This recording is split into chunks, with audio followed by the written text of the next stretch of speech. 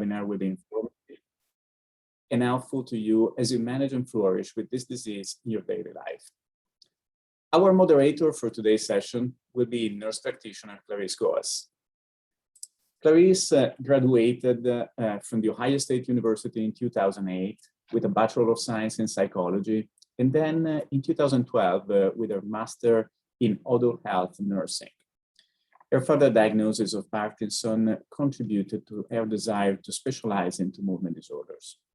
She spent 4 years at Wake Forest before coming home back in Ohio in 2019, and she joined our center in January 2020.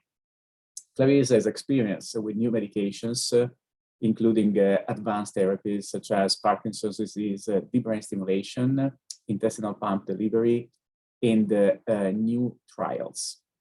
So please join me welcoming Clarice for today's presentation. Thank you, Dr. Merola. Hi, everybody. It's so nice to see everybody for our first session, or for our third session of Understanding the Disease. Of course, before we get started, we have a couple of housekeeping tools, as always. All attendees will remain muted and your cameras will be turned off for the duration of the webinar. The session will be closed captioned and recorded for viewing at a later time. You'll find those on our website later, and we'll talk a little bit about that. As you listen to the presentation, please feel free to type questions you have about what you're listening to in the question and answer box. Just a reminder, please don't disclose any private health details or ask questions about your personal diagnosis or treatment. We would like the questions to be general, related to Parkinson's disease and the presentation content. Throughout the morning, after about every 2 sessions, we will pause for Q&A sessions with our speakers and our panel of experts, and we'll answer as many questions as possible during those sessions. And we'll go ahead and save the rest of those questions to answer, and we'll publish those on the website along with today's recording. Okay, so now that the housekeeping is over, let's get started to where we're going to go this morning. So joining us today are some of the experts from the Ohio State Wexner Medical Center who care for patients that have Parkinson's disease. Of course, we've got Dr. Merola, Dr. Crescenze, nurse practitioner Rosina Davis, speech and language pathologist Brandy Herron, and physical therapist Jared Braden and Stephanie Bobinger. We'll learn a little bit more about each of our presenters as we move throughout the morning. So just to get started, we will go ahead and try out a poll question. So throughout the webinar, we encourage you to participate in poll questions to interact with the presenters and the panelists. We'll do one now so you can see what they look like.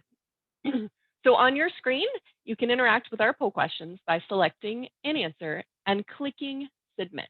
So let's try the practice question that you see up on your screen. Is this your first time attending the online session of Understanding the Disease webinar series? And you'll see the yes and no boxes there. So if you will just click either yes or no, let me give you just a couple of seconds to get your answers in. Okay, great. So let's see our responses. Fabulous. So we've got about 81%, well, actually exactly 81% of you are returners. We're so happy to see you again. And about 20% are first timers. So lovely to see you all as well. I hope that everyone enjoys and gets something out of our content today that really is helpful. Okay, so let's try one more poll question. The Ohio State University Movement Disorders team is dedicated to a multidisciplinary approach for the care of your Parkinson's disease, which includes many different types of physicians to best meet your needs and provide support to your caregivers. True or false?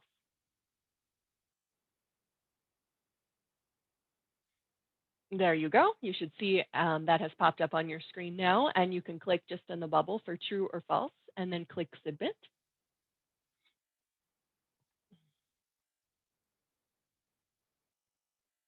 Okay, great. Let's give you, oh, here we come. Great, and there are all of our responses true. So, okay, perfect. Everyone looks like they are ready to get started. So without further ado, let me introduce you to our first speaker. So our first speaker is someone I work really closely with, one of our other nurse practitioners over at the OSU Wexner Medical Center, Rosina Davis.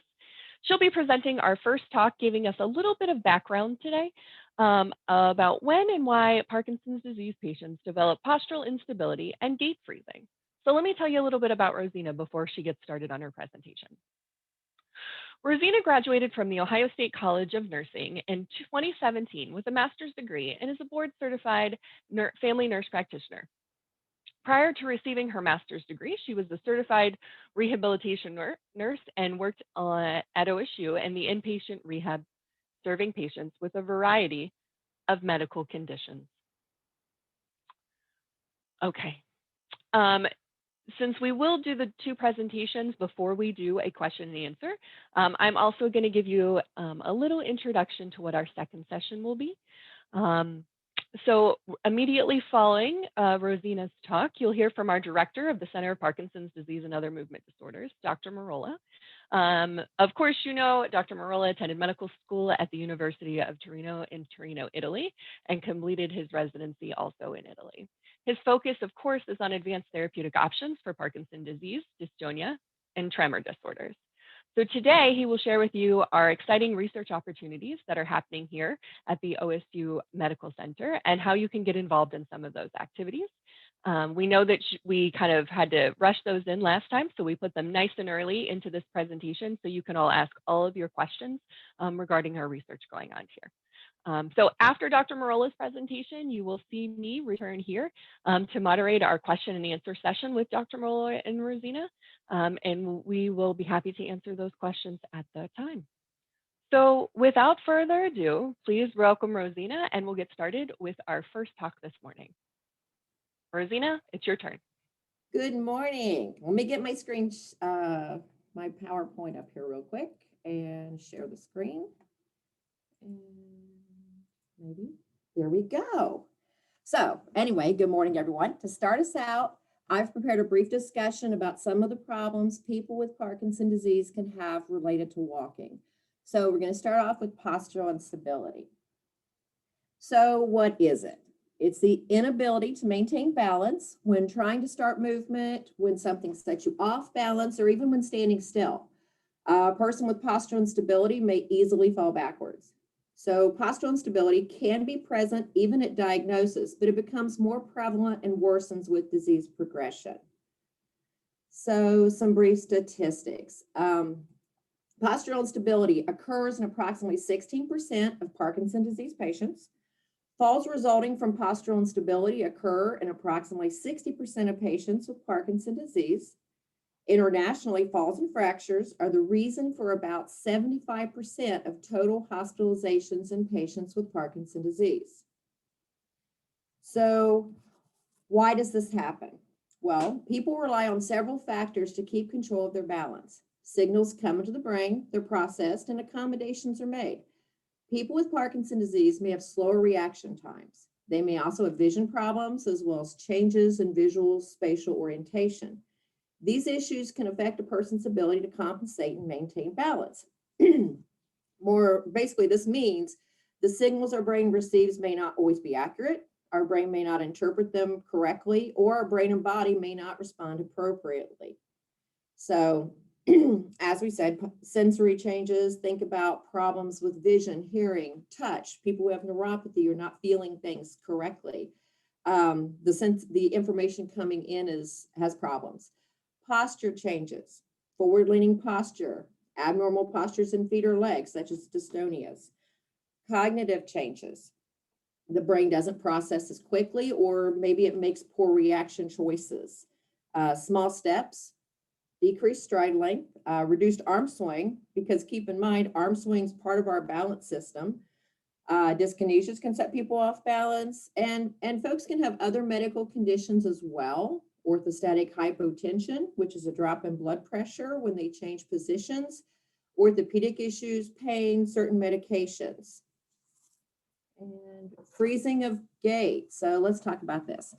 So one of the things I looked at described freezing of gait as brief episodic absence or marked reduction of forward progression of the feet despite intention to walk.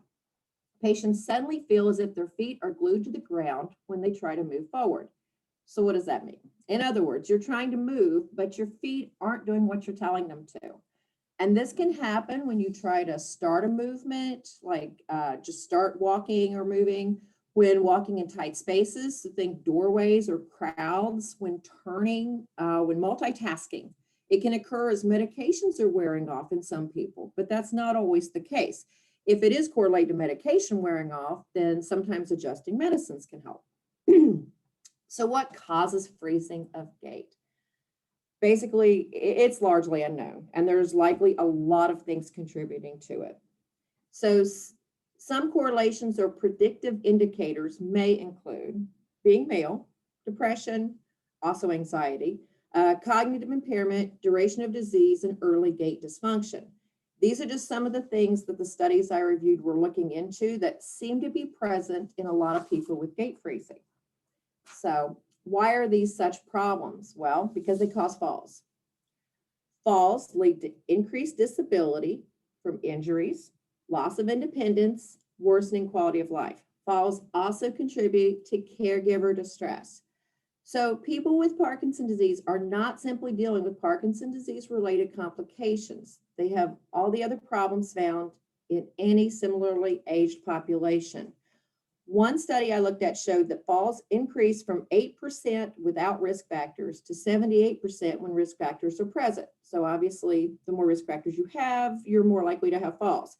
So that kind of leads us to, what do we do about falls prevention?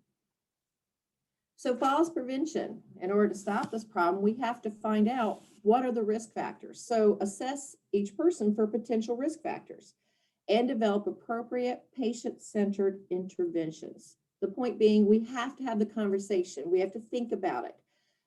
Bring it up with your healthcare providers. Let's all work together to find solutions for this problem. And there are several tools out there to help assess falls risk and guide interventions. I pulled an example one up from the CDC site. They have a STEADY initiative, which encourages clinical falls prevention by providing resources for healthcare providers, older adults, and caregivers. And I found these statistics from them kind of interesting too. They reported that in 2016, falls led to about 3 million emergency department visits, 962,000 hospitalizations, and 30,000 deaths. So additionally, the annual medical cost associated with falls and falls death is an estimated $50 billion. So what are some of these risk factors for falls that we all need to be looking for? Well, some physical risk factors for falls include advanced age, history of previous falls, weakness, pain, balance issues, problems with walking, poor vision, orthostatic hypotension, bowel and bladder dysfunction, because think about it, when you're rushing to get to the bathroom, you're not always making the safest choices to get there. Chronic medical conditions, fear of falling, cognitive decline, taking many medications. As we know, the more meds someone is taking, the more risk there is for interactions amongst them. Some environmental risk factors for falls can include lack of handrails on stairs, lack of bathroom grab bars, poor lighting. You can't see where you're going, so you trip over things. Trip hazards, things left out on the floor, like, picture electrical cords or someone's toys or things like that around the floor. Uneven surfaces, throw rugs that can cause trips or sliding, loose fitting footwear, pets and small children. Just be aware of where they are. They don't know to get out of your way, so you just have to know that they're there. People using furniture to lean on and walk around versus a cane or walker, because they tend to lean on objects that roll or move, and then they roll or move with it. So maybe some specific risk for falls in Parkinson's disease. Some of these things can be freezing of gait, cognitive impairment, poor leaning balance, previous falls, lower limb weakness, and slow gait speed. So these are things we've seen before. Obviously, they're still in Parkinson's disease too. So gait problems over time tend to be a combination of Parkinson's disease progression and age-related changes. So what can we do about these problems? Here's some interventions. Physical therapy and exercise to build strength and endurance. Occupational therapy referral for home safety evaluation, as well as therapy to promote safe functioning with activities of daily living. There are alternative therapies such as dance, martial arts, think along the lines yoga, tai chi, things like that help people with their balance. Cues for freezing. People can use walkers or the canes with the lasers, for example. Teach strategies to break the freeze. Count, step over a line or an object, sing. Interestingly enough, visual input can cause or break a freeze. So think about tight spaces and doorways can cause someone to freeze up. At the same time, seeing a line on the floor that they can cross over can help stop the freeze. More interventions, addition of certain medications may help. Maybe you just need more of a med or a different med. That can come in handy too. Let me see something really quick. Okay. And check blood pressures to watch for orthostatic changes. So there are medicines that can help with orthostatic hypertension if it is continually running low or dropping when you change positions. Sometimes you just need to have a change in your blood pressure medicines, but sometimes your blood pressure is going to do it regardless. So review current medications. Look for ones that can contribute to falls risk. Think about meds causing sedation, drops in blood pressure, those that might impair cognition. Those things worsen your likelihood of having falls. And evaluate for other issues that may contribute and work to address those problems. So something people may not be thinking about, what if it's their blood sugar going low? Or what if they've had recent surgery and anesthesia? That can take people with Parkinson's some time to recover from. What if they're undergoing treatment for another medical condition, such as cancer treatments or orthopedic issues? So those can contribute to falls too, and they have maybe nothing to do with Parkinson's. We as providers could do referrals to places like, of course, therapy, as we mentioned before, pharmacy or gerontology for medication reviews, ophthalmology or optometry if there are vision problems, podiatry for foot problems, psychiatry, cognitive neurology. We want to ensure that patients have primary care providers to manage their overall care. We might want to do things such as a referral to wheelchair clinic, because you might need a wheelchair to get around, something that's a safe tool to have as a backup. So things to consider.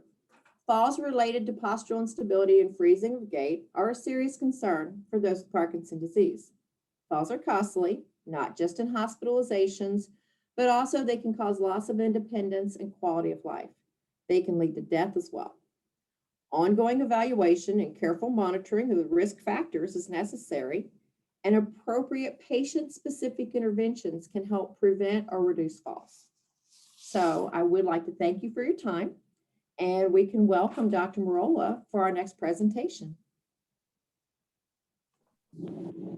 Thank you so much, Rosina. It was a very nice presentation.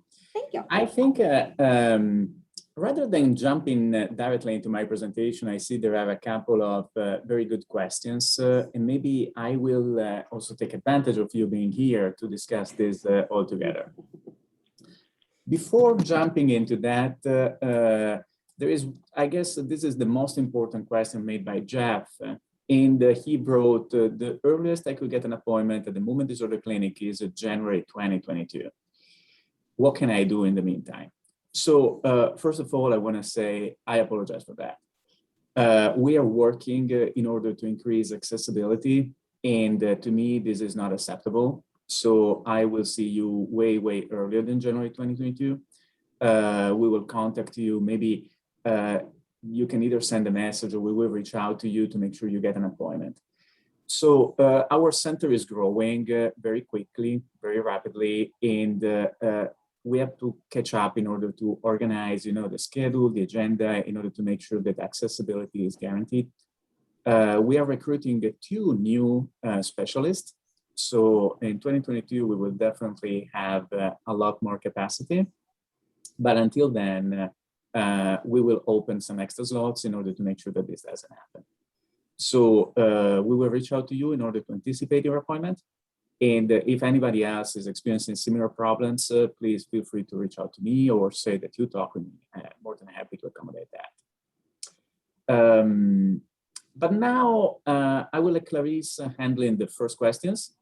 More than happy to address some of them together with Rosina. Great. Thanks, Dr. Merola. And I did want to say, Rosina, thanks for a great presentation. We will be talking about all of the things that Rosina discussed at a greater length throughout today's presentation with our other different rehab members. So we'll talk a little bit more about how physical therapy, occupational therapy, and speech therapy can help as well, mostly with a big focus on speech and physical therapy. So we'll talk about that more. We just wanted to get you a little introduction to that, but let's address some of these great questions. So I think let's start at the beginning because these are really great questions. Dr. Merola, what do you think the best available test to diagnose Parkinson's disease is? Mm-hmm. That's a great question. So first of all, Parkinson's disease, the diagnosis is a clinical diagnosis. So the most important feature about Parkinson is what we call the bradykinesia, which means a slowness of movement. So in order to diagnose this feature, there is no such a thing like, a test, but it's more having a very thorough conversation and examination with a movement disorder expert. So in other words, I never trust the scans or the other tests if this is not related to the examination of the patient. And basically, in order to make a diagnosis of Parkinson, we can do this diagnosis just based on the clinical examination. Of course, it's important that there has to be a doctor with experience, and it's important that there has to be some very clear symptoms. Sometimes symptoms are very, very mild and they're difficult to diagnose. So saying that the clinical examination is the most important part, it's also true that there are some other exams that can be supportive of the clinical examination. So right now, the best exam for those cases that are in doubt is called the DAT scan. So the DAT scan is basically a type of brain scan, which is not an MRI. It's a completely different type of brain scan in which there is the injection of a dye, and this goes into the brain, and into the brain highlights whether there are some areas of the brain in which dopamine is lacking. So in other words, the DAT scan can give us an idea about how much dopamine is there in the brain. So every time I have a doubt, every time there is, a difficult diagnosis, or maybe every time we need to get some kind of confirmation, we request a DAT scan, which is very helpful. And this is clinically available. Now, the confusion arises from the fact that sometimes there is also other exams that we read about, in research papers or somewhere else. For instance, the PET scan or the skin biopsy, or maybe some cerebrospinal fluid examinations. So let me address that. The PET scan is a very good exam, but it is as good as the DAT scan. However, the cost of the PET scan is 3-4 times higher, so insurance doesn't cover it. And that's the reason why in the clinical practice, we use the DAT scan and not the PET scan. But sometimes reading papers, you may find the PET scan. And so the only reason why we don't use in clinical practice is that the DAT scan does the same job and is cheaper. Skin biopsies. It is theoretically possible to take a little punch of skin, look into the skin and see whether there are the Lewy body, which are the elements typical of Parkinson. This can be done for research. Somebody has probably seen online that there are a new company coming up with this test. But however, this test for now, we don't really know how accurate it is. In the blood work or cerebrospinal fluid, these tests do not allow to make a diagnosis of Parkinson, but sometimes they can be supportive to rule out other diagnoses. For instance, Alzheimer's disease can be detected from the cerebrospinal fluid. For Parkinson, we don't have this yet. Perfect. is one of the other questions I actually will go ahead and answer this morning. Is Carbidopa Levodopa the best medication to date to help with Parkinson's disease? So Carbidopa Levodopa, often called Sinemet, sometimes called Rytary, and sometimes called Duopa these days, depending on what form we're talking about, is still our gold standard of treatment, but everybody has a little bit of a different need for their Parkinson disease. So the medication still changes depending on the patient. There is definitely some patient variability, but levodopa is still our main drug. Again, but there's many forms that we can use it in now. We used to only have Sinemet, and now we have a great drug called Rytary, which has a short-acting and long-acting medication in the same capsule, which can really significantly help with wearing off. We have the Duopa pump, which is again still levodopa, but a medication that runs directly into the gut to avoid all of the on and off wearing off that might come from taking a pill that has to go down through your belly and be absorbed that way.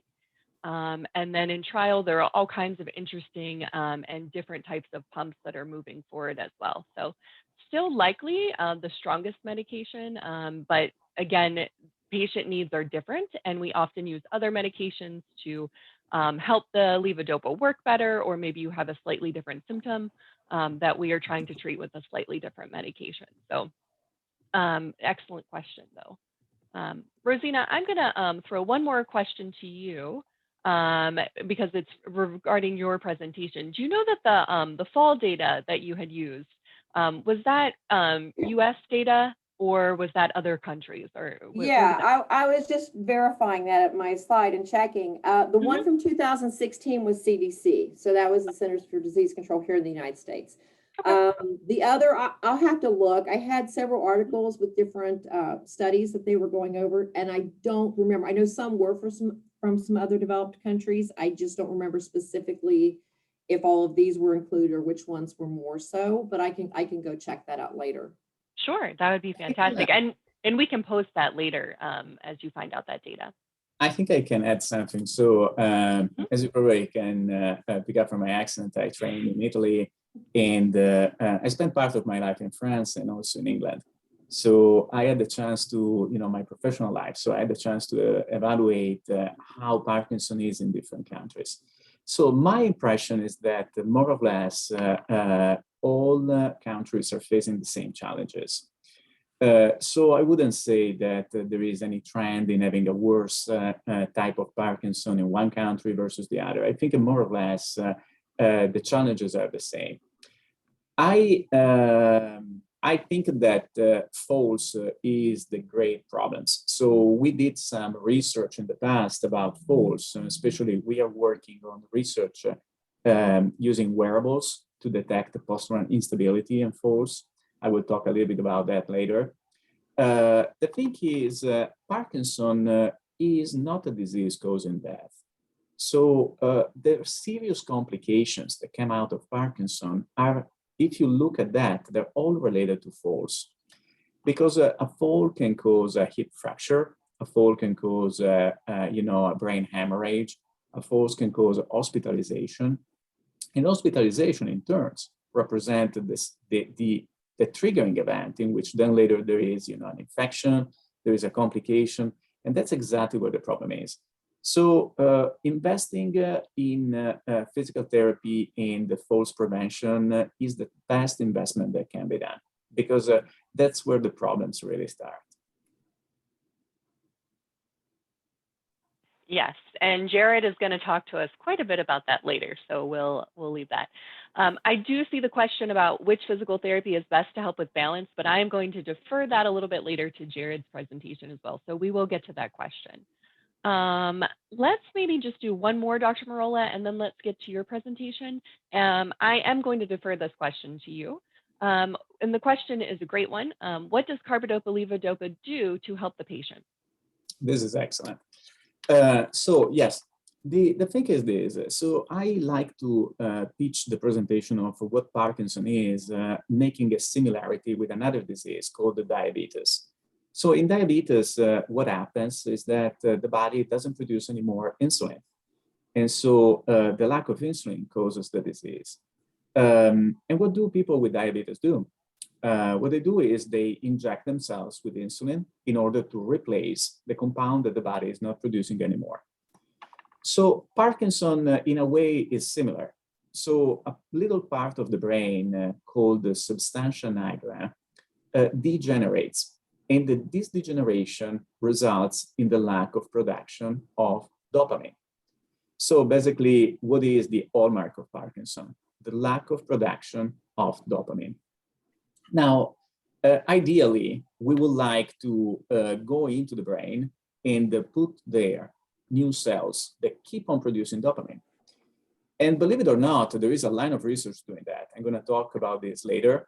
But there is the possibility, and we are talking about research, of going into the brain and regenerate dopamine. But unfortunately, this is only research for now. So we found an alternative, and this was found in the 60s, which is the use of Carbidopa Levodopa. So Carbidopa Levodopa basically is a medication that can be taken by mouth, goes into the gut, is absorbed, and then goes into the bloodstream and reaches the brain, where into the brain becomes dopamine. So we are talking about what is called a replacement therapy. In other words, Carbidopa Levodopa is nothing but dopamine, the compound that the body doesn't produce anymore. However, the way of administering that, it's a little bit cumbersome. So it needs to be taken by mouth, and this can cause a little bit of discomfort, a little bit of nausea. But what it does into the brain is nothing but replacing a physiological function. Perfect. Thanks, Dr. Merola. I think I know that everyone is looking forward to your talk on what research studies are going on. So let's go ahead and transition into that if you're ready. Absolutely. So just let me know if you are seeing my presentation mode or the presenter mode. Currently, I believe I am seeing the presenter mode. Okay. Oh, but now we're in. Yes, now we're in correct mode. Very good. So the purpose here is to just discuss a little bit about what's the research for Parkinson, what kind of studies do we have available and can be done. I will not go into too much detail, but of course, I just want to give you an overview, and then later we can discuss more in person if you're interested. The first point is we do have an email address. Everybody who is interested, you can please write this down. The email address is pdresearch@osumc.edu. Don't worry if you don't have a pen right now. We will put this on the website so that it's available. And we will also leave this maybe in the question and answer box. So we have the time to write this down. So if you have any interest about research, the right way to contact us is to just send an email explaining what type of research you heard about, what type of research you might be interested in, and we can set up a more proper discussion. So we do have a research team with coordinators that help navigating all of the complexities of the studies and presenting what is available. Hey, Dr. Merola, I just wanted to interrupt you 1 second. We have a little funny view, so we're only seeing part of your presentation. It's too large. I see. Let me fix this. Thank you. Probably if we do this way, it's easier. Can you see better? Correct. That's perfect. Thank you. Okay. Also, there is a list of all of the studies available that is on a website. And again, also this website will become available. Maybe Clarice, you can put it into the question and answer box so everybody can navigate all of the studies available. We do have so many that I will not cover them all. I just want to give a general overview about why research and what kind of research is available. So going on the next slide, we need to think about Parkinson as an evolving disorder. So we know that Parkinson starts way, way earlier than it's diagnosed. So we know that even years before the diagnosis of Parkinson, patients can start complaining of sleep disorders. So this kind of called REM behavioral sleep disorder, which means having these vivid nightmares, trashing out in the sleep. And this is one of the first signs of Parkinson, even though generally the actual diagnosis comes a few years later. So that's why we call these symptoms as prodromal. So there are at least 2-3 prodromal symptoms that come before the diagnosis of Parkinson. One is this sleep disorder. So starting yelling in the sleep, kicking out, thrashing out in the sleep. Another one is the reduction in the sense of smell. So not being able to smell coffee or certain types of food. Also abnormality in the taste, in the sense of taste that can be observed. And the third one is constipation. Constipation is a common feature in Parkinson. Now, it's not that every single patient has to have these 3 symptoms, but it's very common having these 3 symptoms. And then later, of course, other symptoms come out. So the slowness of movements that we call bradykinesia, the stiffness or rigidity of muscles, and the tremor. Again, the tremor is present only in 60% of patients. So the fact of not having tremor doesn't mean that the diagnosis of Parkinson is wrong. Some patients with Parkinson just don't have tremor. But there are also other abnormalities, what we call autonomic dysfunction, which means that there may be trouble with the blood pressure becoming too low, or maybe trouble tolerating hot weather or cold weather, or maybe having abnormalities in the sweating activity, and or maybe feeling fatigue. This is a very common aspect and frequently underdiagnosed. At this point, medications are generally started, but then later, after over the course of many, many years, the disease progresses. And sometimes the medications that we talk about, they are not as effective as they were in the very beginning. And so we need to use medications 4, 5, 6 times per day. We need to make adjustments in the medications. And this is what we call motor complications. So motor complications means that the medication doesn't work very well. So there are some complications that we need to adjust and making changes. And of course, nobody wants to have complications. So that's where research starts to becoming important, because at that point, there are newer medications that may work better and have fewer complications. And that's an important area for research. But then later, there is also another stage, which is the stage in which we have a progression towards other symptoms such as hallucinations or cognitive impairment. Many, many people with Parkinson will never have these symptoms, but some of them do. And this is another important area in which there is room for research, trying to address these symptoms.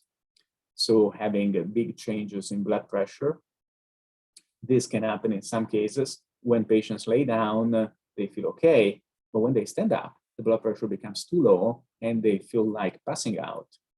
And that's extremely disabling. And so we do have some research trying to tackle these symptoms, but also trying to have a better stability or trying to have fewer cognitive complications or hallucinations. So this cartoon just wants to, kind of highlight what are the different stages of Parkinson, starting from the prodromal stages to the early stages to the typical stages of Parkinson, initial complications to the advanced stages. And this is frequently a journey that lasts many, many, many years. It doesn't happen over 2-3 years. It happens over 15, 20, even 30 years. So for different stage, we do have different needs. And for each need, there is a type of research approach trying to improve this need. Now, something that it's becoming extremely important in Parkinson is trying to understand where does this come from. So like for every other disorder and condition, if we don't know where it comes from, we cannot fix it. So we need to understand what is the cause for Parkinson.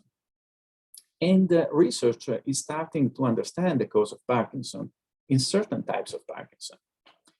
So the word of Parkinson's disease is very, very broad and includes so many different types of Parkinson that they are different from each other. And we're starting to understand this better because we're starting to look into the DNA and seeing that certain types of Parkinson are associated with certain mutations, other types with other mutations. Now, nowadays, only 10% of Parkinson's disease is explained by genetic mutations, which means that in 90% of cases, we still don't know why Parkinson happened. But at least in this 10%, we're starting to understand why. And the why is because there are some little changes in the DNA, and these changes predispose to Parkinson's disease. We have identified some mutations. The most famous are GBA, LARC2. There are also others. Of course, these are acronyms, may or may not mean anything to you. But the important point is saying those are little DNA mutations. We are starting to understand why they cause Parkinson, and in the future, we will be able to fix it. So the technology to fix the DNA is actually already available and is under animal studies. And it's very, very important to accelerate this line of research in order to bring this from the animal models into the human beings as soon as possible. Now, in order to do that, we participated with a big initiative called the PD Generation. PD Generation means that we can do a genetic analysis of every single patient that is willing to do that for free. So the Parkinson Foundation is covering the cost for this analysis. Of course, also OSU is covering some costs related to the personnel, but we are more than happy to do that because we're a big academic institution and we believe in research. But whoever wants to be tested for the genetic of Parkinson now can be tested. We got approval last week, and there are two different ways to do the testing. This can be done either with a blood draw or just taking a sample of saliva. And it's possible to have a complete mapping of all of the genes associated with Parkinson to see whether you do or do not have any genetic aspect causing Parkinson's disease. Of course, right now we don't have a therapy for that, but we will in the future. So it's a useful piece of information. The other point that I started, because I truly believe this is a critical point, is the creation of a clinical registry. So the more we understand that Parkinson is not just one disease, but is a very different collection of different diseases, the more we understand the critical need for phenotyping these diseases, understanding them, we need to know our enemy. Because if we know our enemy, at the point we know how to tackle that problem. And in order to know our enemy, we need to collect as many information as possible and try to analyze that. So we are partnering with colleagues using artificial intelligence in order to analyze all of this big bulk of information. And so what we're doing is we're offering those who want to do it. And again, this is completely for free. This is covered with our research money from Ohio State University. So we are offering every single patient the possibility of receiving a computerized gait analysis, a number of clinical testing, including cognitive testing, testing related to motor symptoms, non-motor symptoms, and also DNA analysis and blood pressure analysis. In many patients, we're also collecting the brain imaging. And our idea is to acquire all of this information and to process this information with the support of artificial intelligence in order to understand better what subtype of Parkinson's disease you have. So far, 5 main subtypes of Parkinson have been identified. But I suspect that there are way more. And the technology is going there. So we are going there. And so, of course, this is something that we cannot do without the help and collaboration of patients who are willing to being tested and to provide their data for the analysis of these goals. Of course, every data is anonymized.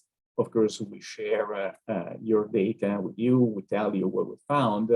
But the key point is that the creation of the registry is something in which we're getting involved as a group. So those are some of the clinical scales we are collecting. So Unified Parkinson's Disease Rating Scale, Sleeping Scale, Autonomic Scale, Non-Motor Symptoms, Quality of Life, Neuropsychological Evaluations, but also other testing, as I said before. Now, let's talk a little bit about the medications. Sometimes the patients have side effects with Carbidopa Levodopa, so they do not tolerate certain medications, or maybe they are seeking for medications that can be more effective. And so that's why we partner with pharma companies that are willing to try new medications. And we do have some studies, for instance, these TEMPO trials, they are very promising. This is a new drug. So addressing the question came before, is levodopa the best therapy? So far, yes, but we're looking into other drugs. So for those people who want to try different drugs, there is the possibility of trying different drugs within the context of these studies. Of course, we're talking about phase 3 clinical studies, which means this has already been tested in phase 1, has already been tested on animals, then it's already been tested on phase 1, which means a small group of patients, usually 10, 20 patients, has already been tested in phase 2, which means a larger group of patients, in order to prove that this is safe and potentially useful. And we arrived at the stage 3, in which we already know that this is safe, we already know that this is potentially helpful, but we want to prove it in a larger sample. And so that's when pharma companies try to reach out to us in order to say, are you interested in offering this to your patient population? And of course we are. We discuss the pros, cons, what is the realistic expectation. But these drugs can be a good fit for some patients who are willing to try something different. Now, the biorepository is the perfect complementation for the registry I said before. So the registry is a project in which we just want to acquire general information. So we want to see the way you walk, we want to see your blood pressure, we want to ask you questions about your symptoms. But for those who want to also provide a sample of their blood or cerebrospinal fluid, or for those that want to make a next step and decide to donate their brain to research, hopefully in 20 years, 30 years, 40 years, whenever the time will come, we are opening to the possibility of storing this material in order to analyze this material and try to help future generation of people who will suffer from Parkinson's disease. So for those who want to make a difference and say, okay, I'm willing to donate not just my DNA because I want to know, but an entire sample of my blood or cerebrospinal fluid, or when the time will come in my brain, we are now able to accept this material and guarantee that we will make a good use for research in order to understand how to eradicate this bad disorder. Again, all of this can be discussed with any of us. And then gene therapy. So this is a pride of the Ohio State University. We are the leading center in the country about gene therapy. And I receive a lot of emails asking about gene therapy. What exactly is gene therapy? So I want to explain in a few words. So the idea of gene therapy is that if we identify one gene that is not working, we can potentially replace this gene and provide a new copy of the gene in order to replace the gene that is not working well. So the idea is pretty simple. Something is not working, we give you a new copy of the gene into your DNA in order to replace that. How to operationalize that is not that simple though. So I'm gonna cover briefly the way this works. So we create new genes and we place these new genes into little viruses. Those, of course, is not the coronavirus. Those are little viruses that are very safe, are called adeno-associated viruses, and they've been used in the lab and they've been proved safe in multiple studies. Why we use these little viruses? Because these viruses, once we put the gene inside the virus, these viruses can enter inside the cells and arrive to the nucleus of the cell, where the virus itself disassembles, but the gene that we put into the virus is injected inside the cell. And this new gene that goes into the cell can actually be replicated, and so provides a new copy of the gene that was not working. So the idea of that we said before, if we identify the problem, we can fix it. And that's what we're trying to do. So far, the way we're trying to do this is using brain surgery. So we basically do a neurosurgical intervention, and what you see in this area, white, is basically the area that we injected into the brain with this new gene. So we go inside the brain and we deliver these new little viruses containing new copies of the gene into the areas that are the most affected by Parkinson's disease.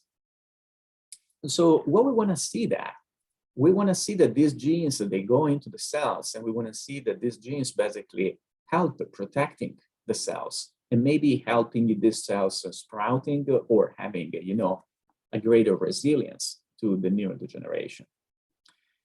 So, so far, we just concluded the second study, and we're waiting for the results. But I can anticipate what were the results of the first study then.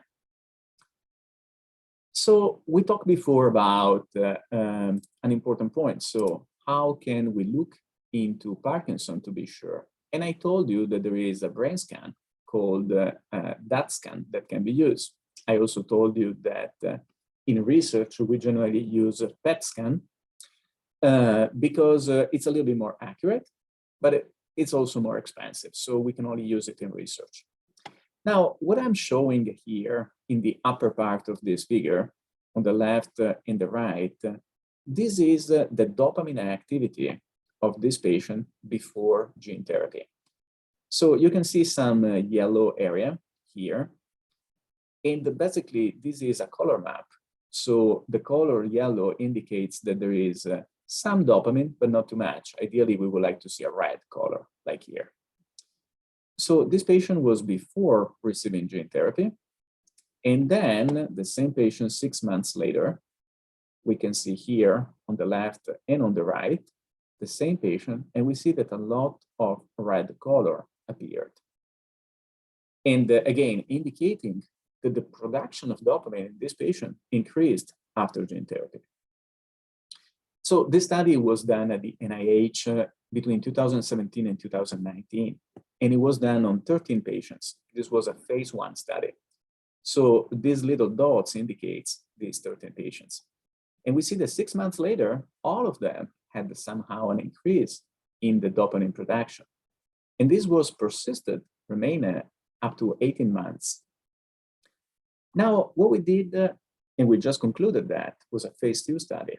So we took basically a population of 12 patients with Parkinson's disease who wanted to do this type of trial. And we did this procedure. We improved this procedure compared to the previous studies because we deliver more in a more effective fashion. There were some technological developments in the meantime that allowed us to do a better delivery. And now we are at the phase in which we have treated these 12 patients, and we are waiting for the first 6 months. Some of them have already completed.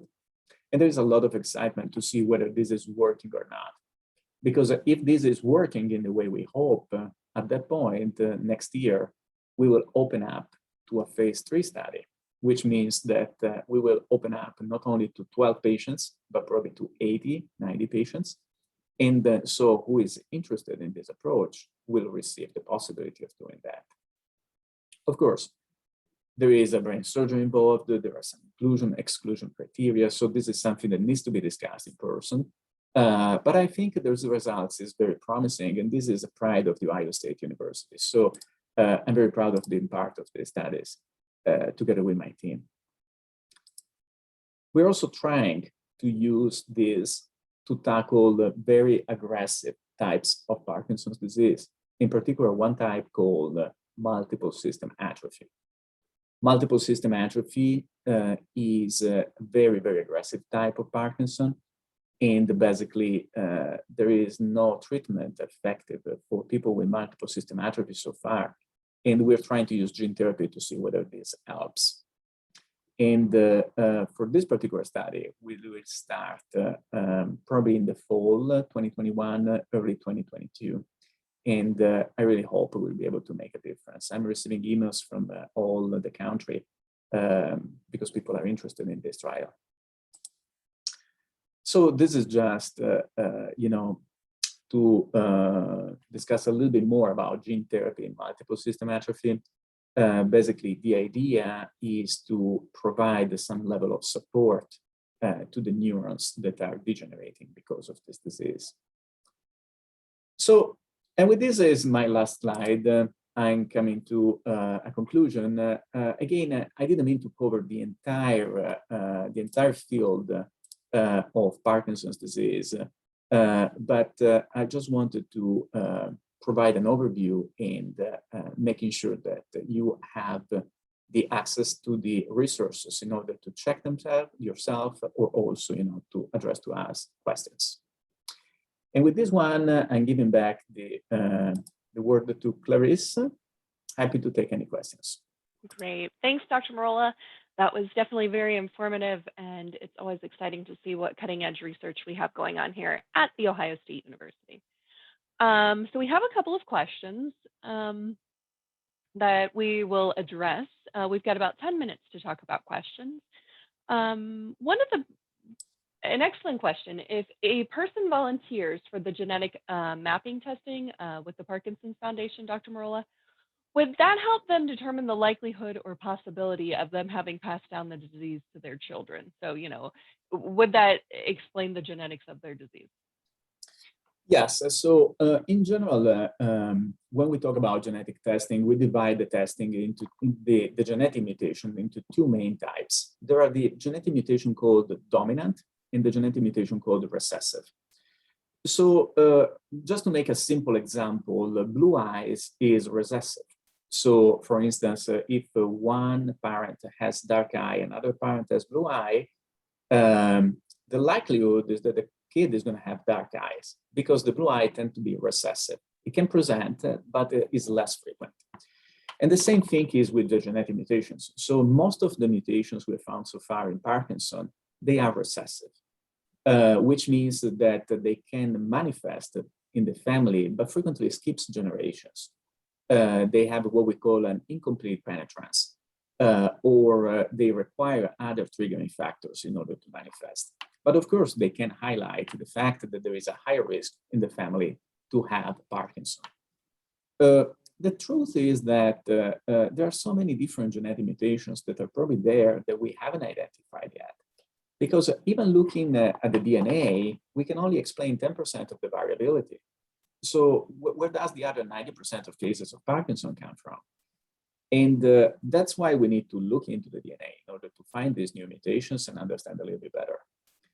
The nice thing about the PD generation is that the data are going to be shared with you, so you know exactly what we've done. And the nice thing is also that in the future, if other mutation comes out, you don't have to repeat the testing. We can just look into the blood that you donated the first time and look whether you have the new mutation.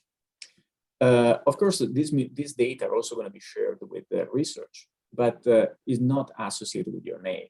So there will be just an acronym that is basically de-identifying. And all of this data will pull into big artificial intelligence search in order to advance the entire field. Perfect. Absolutely perfect.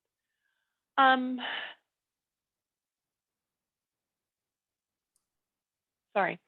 So Dr. Merola, do you know, I'm not familiar with this particular company, but you may be. How does the gene therapy from the Avant, AXOVANT, compare with the gene therapy that OSU is doing? Are you familiar with that? Axovant. Correct. So let me just see. There are different types of. There are different companies, and they change all the time. So there are different types of gene therapy for Parkinson. Now I'm trying to see which one is the Axovant. Oh yeah, okay. So they are using the lentivirus. So there are, yes, there are different approaches to gene therapy. We decided to use small viruses called adeno-associated viruses because they are safer. But these small viruses can only bring one gene at a time. So the smaller the virus, the safer in terms of potential side effects. But unfortunately, it can only bring one gene at a time. This other company, they use a lentivirus, which is bigger. And so they were able to carry into this virus 3 different genes. So not only 1, but 3. That's definitely a great advantage because you can tackle multiple points. But the concern is that these lentiviruses, they are not that safe. So there is a little bit of concern about the safety. They have been considered sufficiently safe by the FDA, but we still had a little bit of reservation, and that's why we decided to use the other approach. I hope that was clear. It was. Dr. Merola, we're getting a couple of different questions all relating to the same topic. So for our patients that have DBS or considering DBS, would they be able to have gene therapy in the future, and can they be part of these trials? Okay, so this is an important point. Gene therapy right now is experimental, which means that in order to qualify for gene therapy, you have to meet certain criteria. And the DBS is an exclusionary criteria. So for those who want to see how the gene therapy is evolving in the next year or 2, it will be better not to have deep brain stimulation because this would automatically exclude you from the gene therapy trial. Of course, you will be able to get gene therapy once the research is finished and the therapy becomes commercially available, but this may take 5 to 10 years.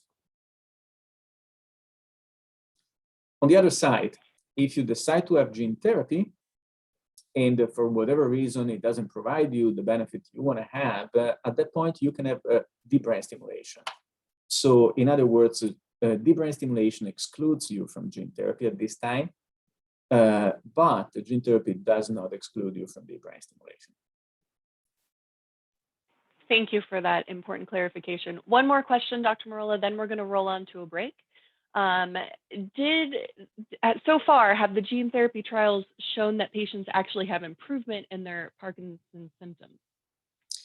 That's a great question. So, and I want to be very, very honest with you. So far, we haven't had any clinical improvement.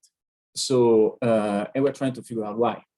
So far, we observed a great improvement in neuroimaging. We observed some improvement in some metrics. But from a clinical perspective, we haven't seen much improvement. Why? There are a couple of points. The first one is that the very first trial done with gene therapy in the past, they were trials that had some kind of error.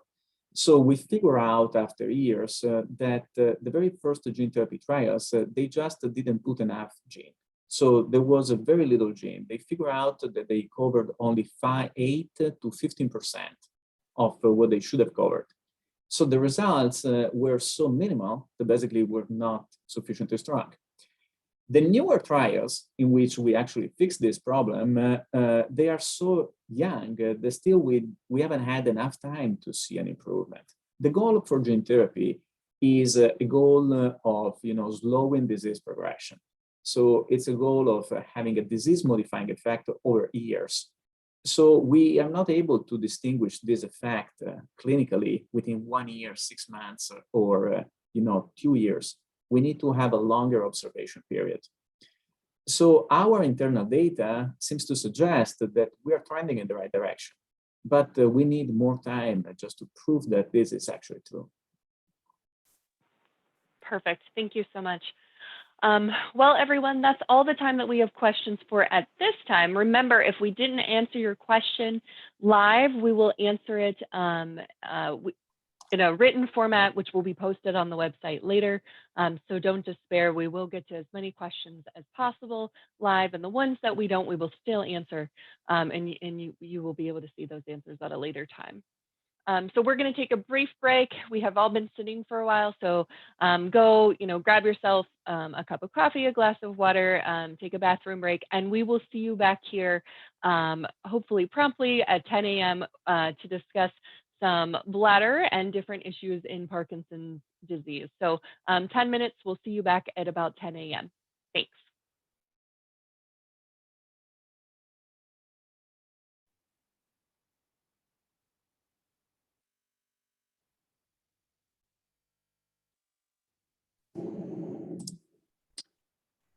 Okay, it seems like Clarisse's microphone is not working. So it will be my pleasure to introduce our next speaker, Dr. Crescenze. Dr. Crescenze is a real great addition to our Parkinson Multidisciplinary Center. She is very knowledgeable about all of the issues that are related in one of the most frequent problems associated with Parkinson, which is urinary incontinence. And today she will introduce these problems, potential treatments, and solutions. So we very much look forward to listening to your presentation.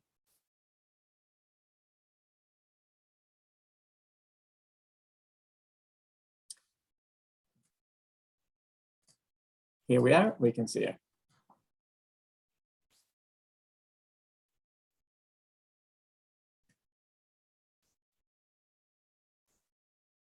All right, hi everybody. Thank you so much for having me.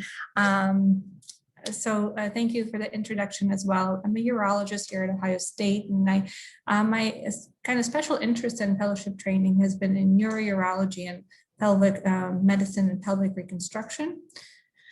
And I'm very excited to talk to you today about all the possible urinary things that can go wrong. And the title of my talk is To Be or Not to Be. I don't have any disclosures relevant to this talk today. I wanted to start by going over some bladder basics. So this is a picture of a bladder. It is essentially a muscle that holds urine. The urine comes down the ureters from the kidneys and fills up the bladder. And then the urethra sits at the bottom of the bladder and is supposed to prevent the urine from coming out and open up when you're ready to pee to let the urine out. There's also one really important part of this picture is the muscle, also called the external urinary sphincter, urogenital diaphragm, or honestly just the pelvic floor muscles. These are the muscles in your pelvic floor that support you and your whole body all your life. And they're also very much responsible for peeing or not peeing. So as you all may know, the bladder is very tightly controlled by the brain and the spinal cord, as well as the peripheral nerves. And any abnormality in this pathway, this very complicated pathway, don't worry, we won't go through it in detail, can result in bladder dysfunction. And we call it neurogenic if it's a problem in the brain or the spinal cord, or we call it non-neurogenic bladder dysfunction, because sometimes the bladder itself just doesn't work, or the pelvic floor doesn't work. Bladder dysfunction comes in many different shapes, sizes. Just like the jelly bean, some people have a leakage when they have to go and they don't make it. Some people have leakage when they cough. Some people can't tell when they leak. Some people get up at night, and some patients have trouble emptying, and that's a whole other issue. So this is a kind of my first poll question. I believe the team was going to pull that up. So go ahead and take a few seconds to answer them when you have a minute.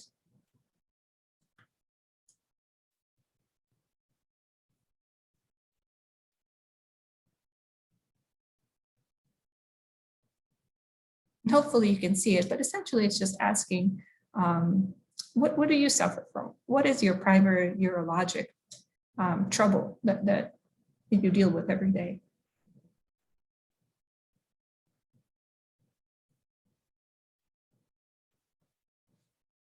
Okay, great. So we have about 60% for urinary urgency and frequency, about 31 with urinary incontinence, 20% difficulty emptying, and luckily, it's great, about 30% of patients don't have any symptoms.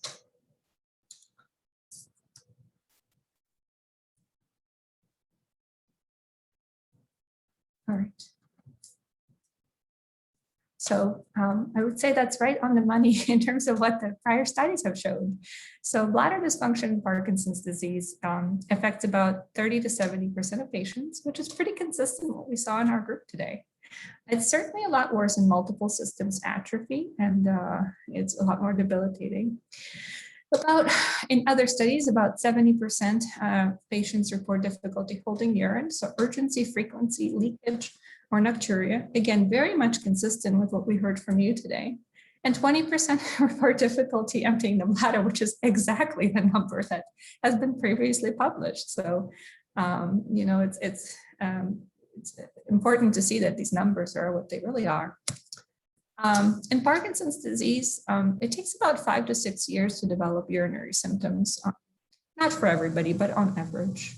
In multiple systems atrophy, that's of course a little bit different. Oftentimes it's seen even before the disease is diagnosed. Incontinence and bladder trouble in general is associated with adverse health outcomes and decreased quality of life. Now, I want you all to really know that incontinence and bladder problems actually affect about 20 to 30% of adult population in America, period, regardless of whether or not they have a neurologic diagnosis or any other illness. It's associated with age, obesity, postmenopausal status, constipation. In women, it's pregnancy, vaginal deliveries, number of children you've had. In men, it's the prostate problems. Also, other neurologic illnesses, say diabetes, stroke, any spinal cord injury, or any stenosis in the cervical spine or even lower down can present with urinary symptoms. And so, unfortunately, it is such a common condition, and if you have any of these risk factors in addition to Parkinson's, your symptoms may be a lot worse. So if you come to see a doctor, what are we going to ask? We're going to ask your history. We're going to try to find out when you leak and what kind of bladder dysfunction you do have. We use some standardized questionnaires that are really important to tell us how severe the problem is. And exam is important. We measure what's called a post-void residual, which is a very simple ultrasound-based test to see how much is left over in your bladder after you urinate. And then we also check urinalysis to check your urine for any signs of infection or blood. As a subspecialty urologist, there's a couple tests that I may do to better understand what is the underlying primary issue. One is called Urodynamics. That is the picture of a lady sitting here on the right with a catheter connected and inserted and connected, and where we fill your bladder at a very slow and steady rate. And we measure the pressures and the volume in the bladder and the urethra. And we try to really pin down what part of that whole complicated system we went over is really giving the patient trouble and how can we best help. We also will do a cystoscopy on some occasions where we look inside the bladder to check the anatomy, check for any abnormalities, check to see the size of the prostate and how occlusive it is. They can also help us make the diagnosis. So I wanted to start with a quick patient scenario. This is Ron. He's a 65-year-old gentleman. He loves his wife, but he also loves fishing. He likes to be out and not have to be worried about leakage all the time. Unfortunately, he is. He's had Parkinson's for 7 years. He has frequency, urgency. He's up all night. He has to use about 4 pads per day and sometimes has accidents beyond those pads. He's been diagnosed by others with an enlarged prostate. And he's tried Flomax and finasteride. Flomax is also known as tamsulosin, but he hasn't really seen any improvement in his symptoms. He drinks 1 pot of coffee a day, 2 waters, and 1 beer. His exam is normal and his post-void residual is minimal, so he's not really retaining urine. So how do we get Ron in a better shape? Well, as you may all have seen, Ron has some what we call behavioral things that really need to change in order for him to be better. Behavioral modifications are the cornerstone of any bladder treatment, because no matter what medicines we use and no matter what surgical interventions we do, if somebody's drinking a pot of coffee a day, that pot of coffee has to leave the body, and there's nothing that we can change about that. And so we really need to work on fluid management, scheduled time urination, usually about every 2 to 3 hours, in order to prevent leakage episodes is very effective. Constipation management, something I always say to my patients, there's only so much space inside your pelvis. And if you haven't pooped in a week and the bladder is fighting with your colon and the stool is hard and firm, the stool is going to win. And your bladder is only going to have a little bit of space to fill up, and then you're going to have to go or leak and not make it. So constipation management is very important. They have to work together. Something called the neck maneuver, which is essentially a certain type of Kegel exercise that can stop the bladder from feeling that urgency. That usually is most successful with biofeedback and pelvic floor physical therapy, where a specialist, a physical therapy specialist, can go through all these types of kind of treatments with you and teach you how to really use your pelvic floor to best control your urgency, frequency, and really how to have a healthy bladder. In the meantime, when we're working on things, certainly many patients use a lot of different kinds of incontinence devices. The pads are common, the pens are very common. This system in the middle is called the PureWick system. It's actually very new, and it's a really nice system for women. That is an external catheter that collects the urine. This is something that we use in patients who are bedbound to prevent bed sores. It's certainly not something that you'd want to carry around with you day to day. For men, there's penile clamps available that can prevent you from leaking urine, such as the top picture there on the right. And then also there's condom catheters. There are kind of all these options avoid you having an internal catheter, because an internal catheter, while a reasonable option for some patients, it has a lot of risks and it's uncomfortable and leads to infections. So these are kind of some things you can try in the meantime. So in our case, Ron has cut back his coffee. He only drinks water, and he still has his 1 beer at night, but that's okay because he drinks it at 3 or 4 p.m. and then he's able to kind of empty his bladder before he goes to bed. So his nighttime symptoms are a little bit better. But he still has a lot of urgency and frequency, and sometimes he doesn't make it to the bathroom. And so his next step would be medications. For many years, we've used medications called anticholinergics, things like ditropin, oxybutynin, Vesicare, trospium, Detrol, Sphincter. There's many names and kind of brands that you may know. Those medicines have 3 important side effects. They cause dry mouth, dry eyes, and constipation. They're supposed to, however, give you more time to get to the bathroom, prevent you from leaking urine on the way there. Now, over the last few years, we found out that these medications are associated with memory loss, especially in elderly patients and especially in those already at risk for dementia.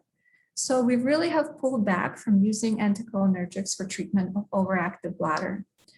We have 2 new medicines that are called beta-3 agonists that don't have that as a side effect, and I try to use them as much as possible. The downside of these is that they're new and they're very expensive, and we have a lot of issues with coverage, but we try to do our best and write letters to insurance companies and get the prior auth in order to keep you safe from anticholinergics. There's also literature supporting the use of Parkinson's dopaminergic drugs in general. They're used for Parkinson's disease and symptom control that can improve some of the urinary symptoms as well. And that's, that's great. There's one medicine called desmopressin that is very rarely used, but can help with specifically the nighttime symptoms in a very select patient. So these are really kind of the next steps. So what if the medicines don't work? And I'm ready for my next poll question here. So if you were to spend the rest of your life with your urinary condition just the way it is now, how would you feel about it?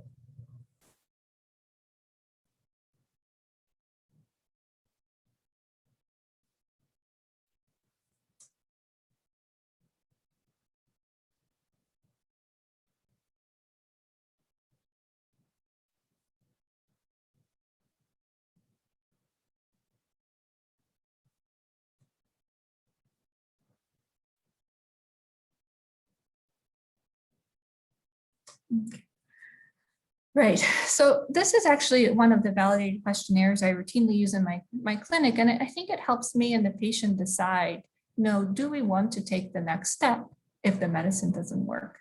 And here you see about 1/3 of you were pretty mixed about it, but a good proportion of you were either dissatisfied or very unhappy and probably would say, yeah, I want to take the next step. So we'll go ahead.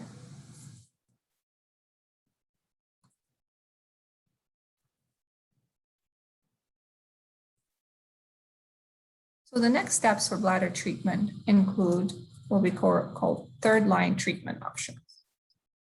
And the biggest one, the most important one that you should be aware of is Botox. Botox is the same medicine used for your wrinkles or muscle spasticity elsewhere that it can be used for the bladder. It's actually approved in 2011, so 10-year anniversary. It works by blocking the nerve endings in the bladder muscle, and it relaxes the bladder. It makes it bigger and relaxed and not spastic. And so when you have to pee, you have more time to get to the bathroom. You're not rushing there, and you're not leaking on your way there, which is wonderful. It is an office procedure. It's done with a cystoscope, which is a little tiny camera that goes inside your bladder, and then the medicine's injected into the bladder. It's done with local anesthesia. In and out, honestly, it takes about 5 minutes to do. And it's very, very safe and very well tolerated. The medicine itself lasts about 6 months. So the one thing to remember is that you have to have repeat injections if it does work. The response rate is about 60 to 70% improvement in symptoms. And the side effects that I talk about are infections, blood in the urine. Now, the most important thing, especially in patients with Parkinson's, and unfortunately, especially in men with enlarged prostate, is retention. And about 5% of patients, the medicine can work too well, and you may have difficulty urinating. So that's why some of that testing that we discussed earlier is very important, because it's important for me to know how difficult it is for you to urinate, to make sure that we don't have to deal with this afterwards. Another great treatment that has been studied in Parkinson's is something called a posterior tibial nerve stimulation. It's a nerve therapy where we stimulate a nerve in your leg that goes up to the spine and connects to the nerves in your bladder. And it really can help with the urgency and the frequency and urgent continence. The downside of this treatment is that it's done in the office and 12 weekly sessions. So you have to come see us once a week for 12 weeks. And then if it's helpful, you have to maintain it by using at least once a month treatment. An alternative to the PTNS treatment is something called sacral neuromodulation.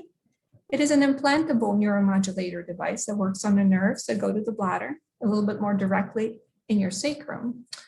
It is very similar to the DBS system. It's made by the same company. They do have one other company that makes it, their competitor.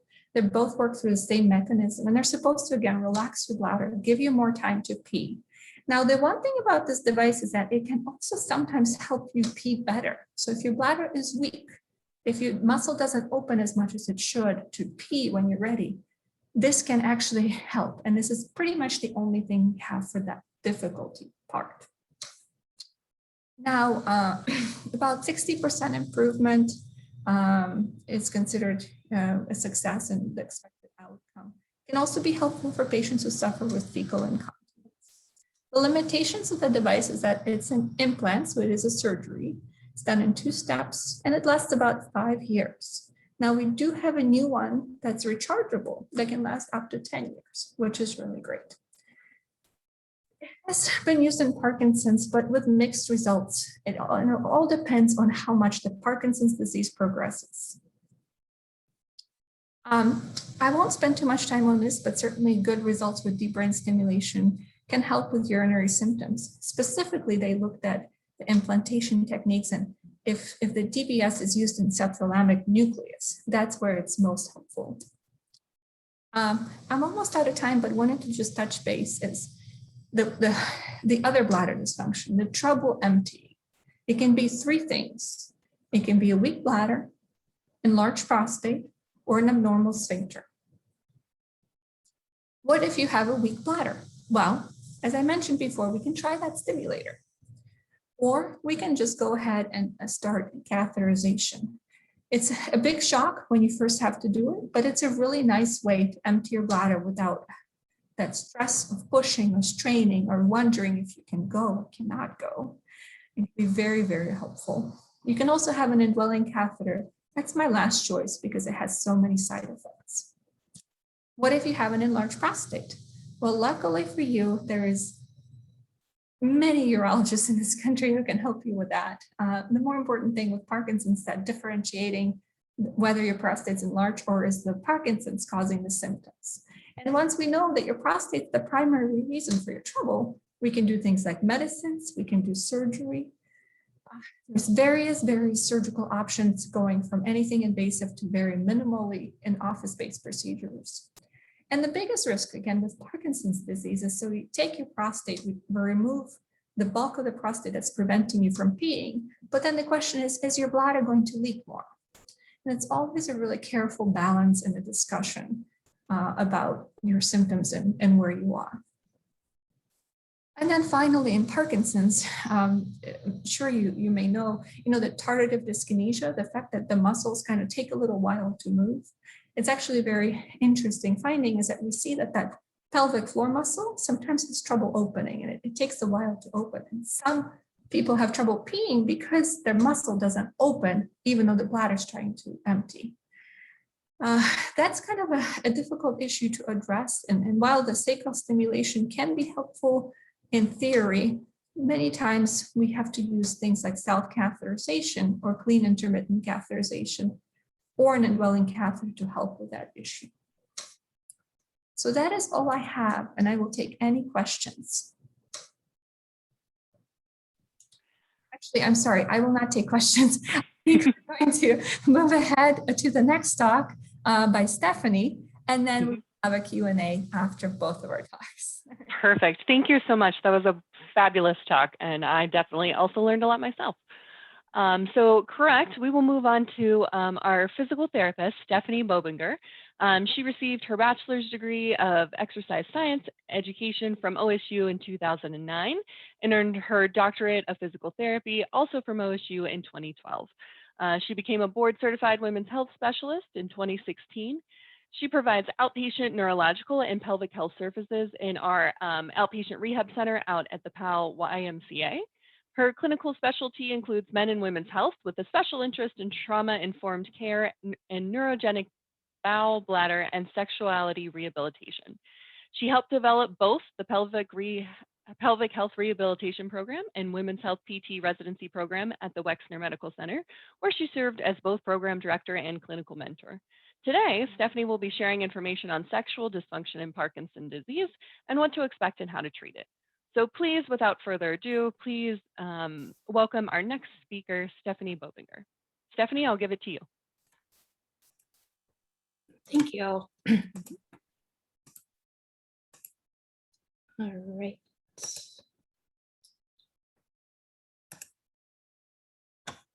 Thank you everyone for having me. I feel like I've already had all these little tidbits of pelvic floor aspects. So this talk is really geared to address the pelvic health issues and how we can treat conservatively, but in a special different topic approach to sexual health.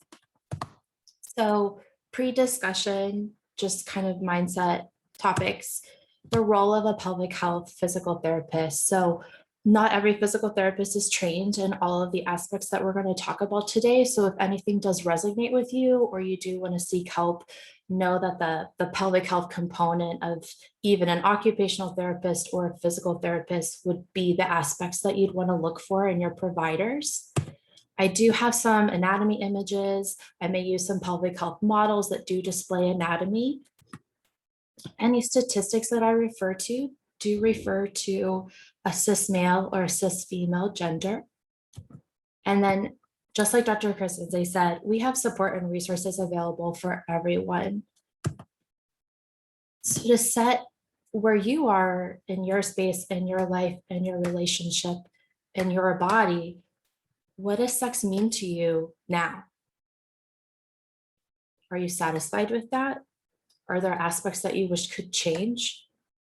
Do you have any limited beliefs in regard to that, whether it be that you have Parkinson's, whether it be your age, whether it be changes in relationship dynamics. Sex can be really dependent on religion, on cultures, on age, on conditions. It's always changing. Sometimes it can be broken down to more specifically identify what's important to you, whether it's intercourse, which essentially just involves penetration, whether it be transvaginally or transanally, outer course, which essentially is everything else that you can do to display intimacy, which is more so the experience and the connection. So today, let's talk about why we need to have this talk today, how Parkinson's can affect sexuality in and of itself, and then what specifically can a physical therapist do, because that's typically the confused look that I get when anyone is referred to come see us.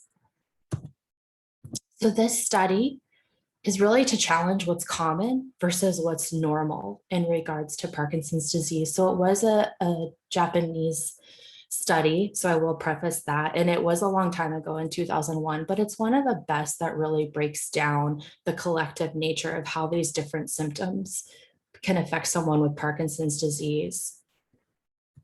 So in women, here were their urinary complaints.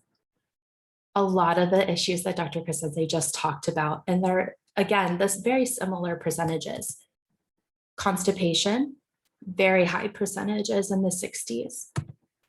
And then sexual dysfunction, high percentages. Now here are the percentages in men.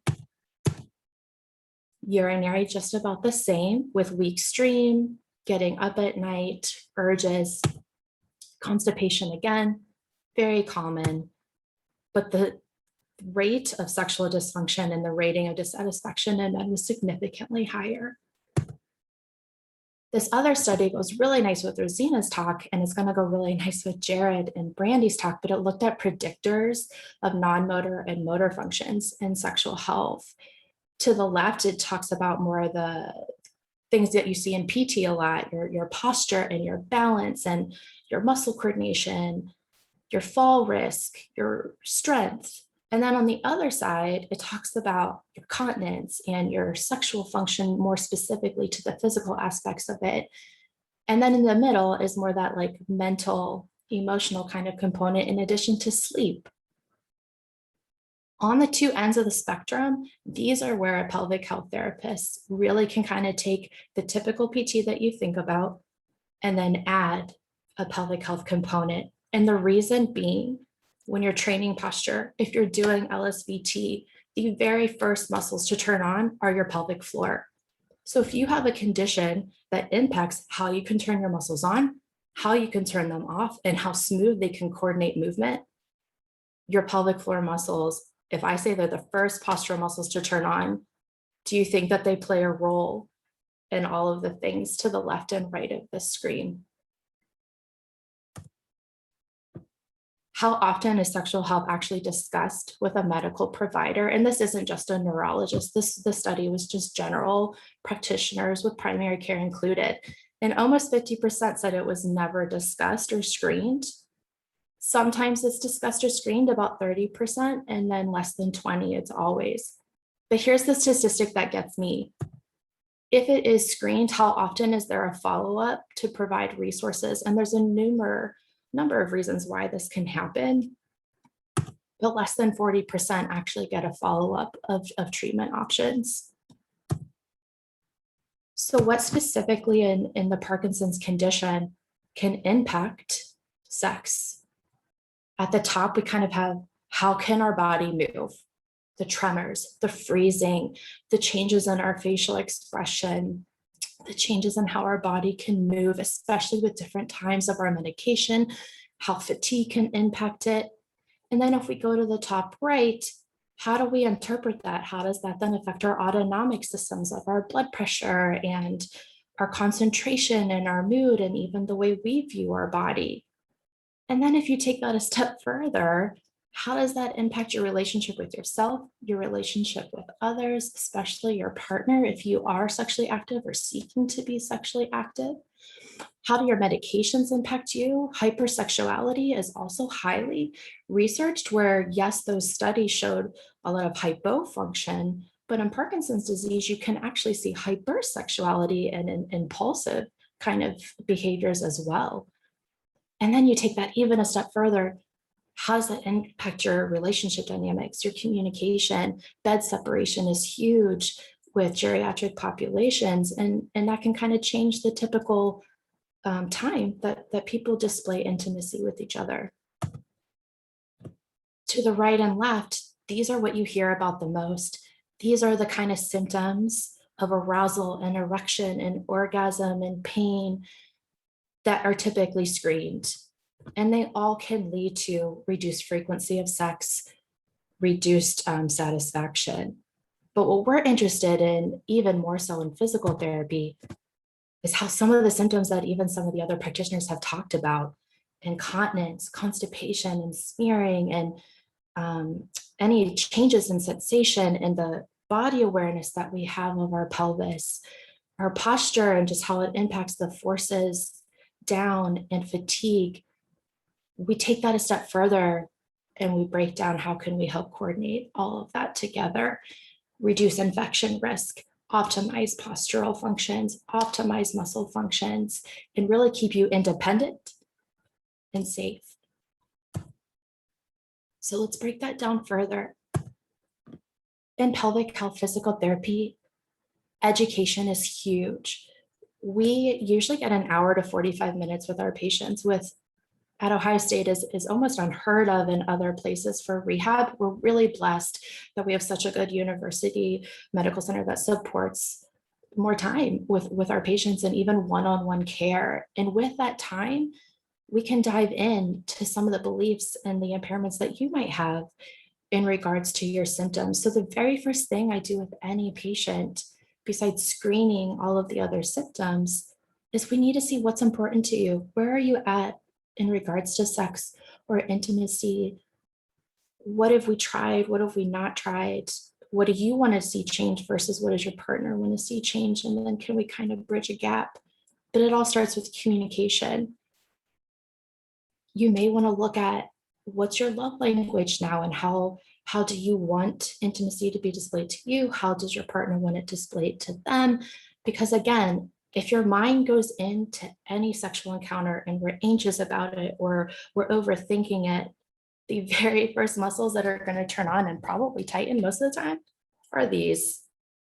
There's so much nerve input to this area that research studies show the second you kind of think of this body part, nerve pathways are trying to activate. So again, with Parkinson's, there could be something happening with that pathway. We'll talk through how to adapt with the timing of intimacy or sex in general. What environment might be more optimal or safe? Are there any more stimulations that you might find helpful? And we'll talk about erotic zones. And I have a patient example of erotic zones, and in not the typical way of sex that you would think, but I treat a lot of individuals with Parkinson's disease or MS and spinal cord injury. And one female patient said that she was most stimulated and most connected when her ears are touched. So her partner bought her earrings, and anytime she wears those earrings, it's almost like a hint to her partner of, hey, let's think about when we can get together later. We also talk about if there's pain with penetration, what are devices that we could kind of use, such as dilators to safely stretch if it's needed. What kind of positioning may help you keep those muscles relaxed, or what kind of devices can your partner use that still stimulates them, but maybe lessens the amount of depth that can happen to get you started if you want penetrative intercourse. So moving into some of the more specific aspects here, half the time we have to address what feeds your muscle function, and we have to see, are your muscles tight? Are they weak? Are they weak and tight? So I always describe thinking of our pelvic floor muscles like a bicep curl, right? So we start at the bottom, we contract all the way up, and we let go. And all of that is nice and smooth and controlled. Well, if you think of the way you walk, or you think of the way you stand up, do you feel smooth in that motion? The same thing can happen with your pelvic floor muscles. They support your organs. They support continence for your sphincteric function to help us decide when we actually want to go to the restroom, to evacuate stool or urine, in addition to orgasm function. So think of them like a pump and a valve.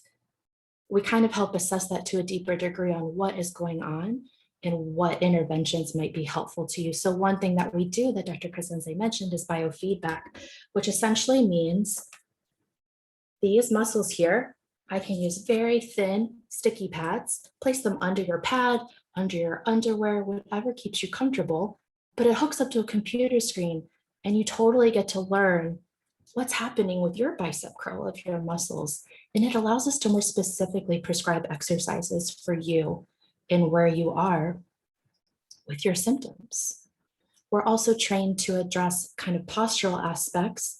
So if you do have bowel symptoms, if you do have urinary symptoms, we're strong believers that they can very much affect your impact and frequency and satisfaction with sex. So it cannot be ignored that those symptoms need worked with. And I cannot preface it enough how important it is to establish care with your neurologist, with a urologist, with, if possible, a neuro background, and a gastroenterologist sometimes too, or a colorectal motility specialist, to just look collectively. Because like Dr. Crescenze said, there's only so much space in here.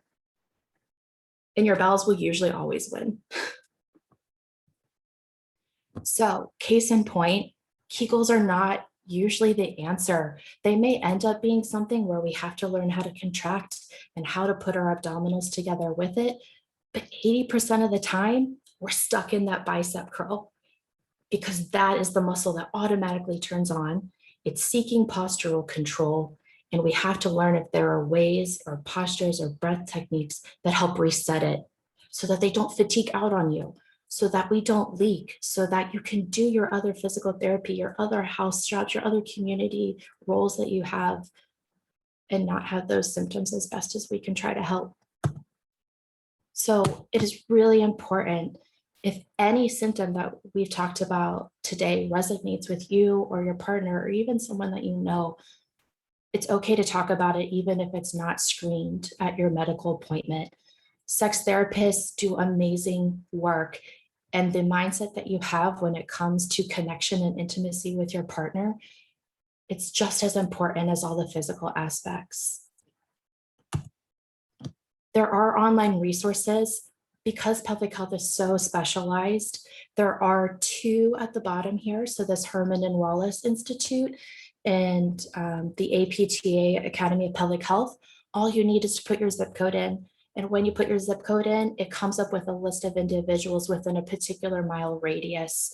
There are 17 of us here at Ohio State based around the different Ohio State satellites. So if anytime you have interest in this, please know that you can reach out to me or reach out to one of these locations.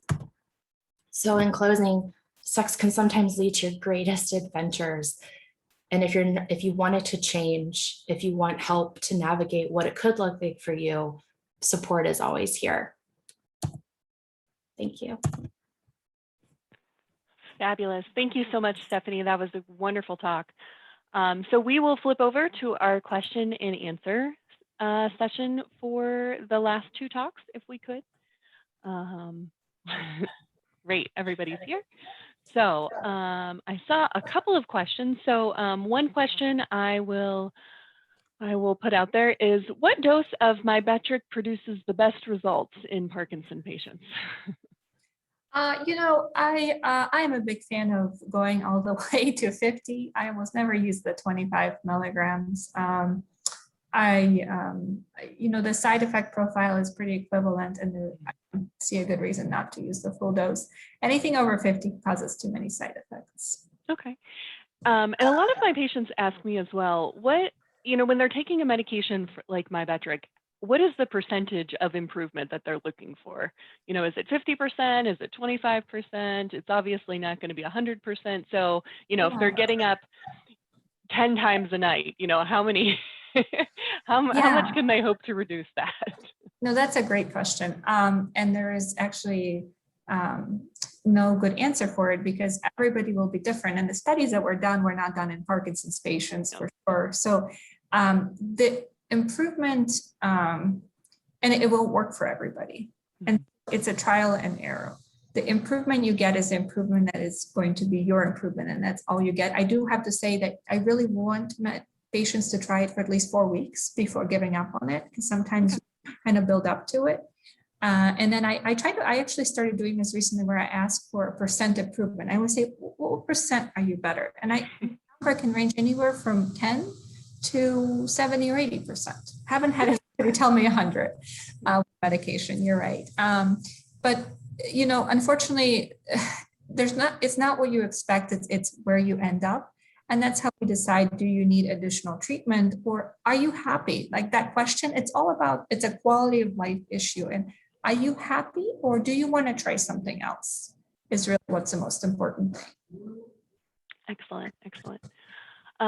Stephanie, going to you, if any of our patients, you know, wanted to do pelvic floor physical rehabilitation, how would they go about that? Who would they ask for the order? How long would it take?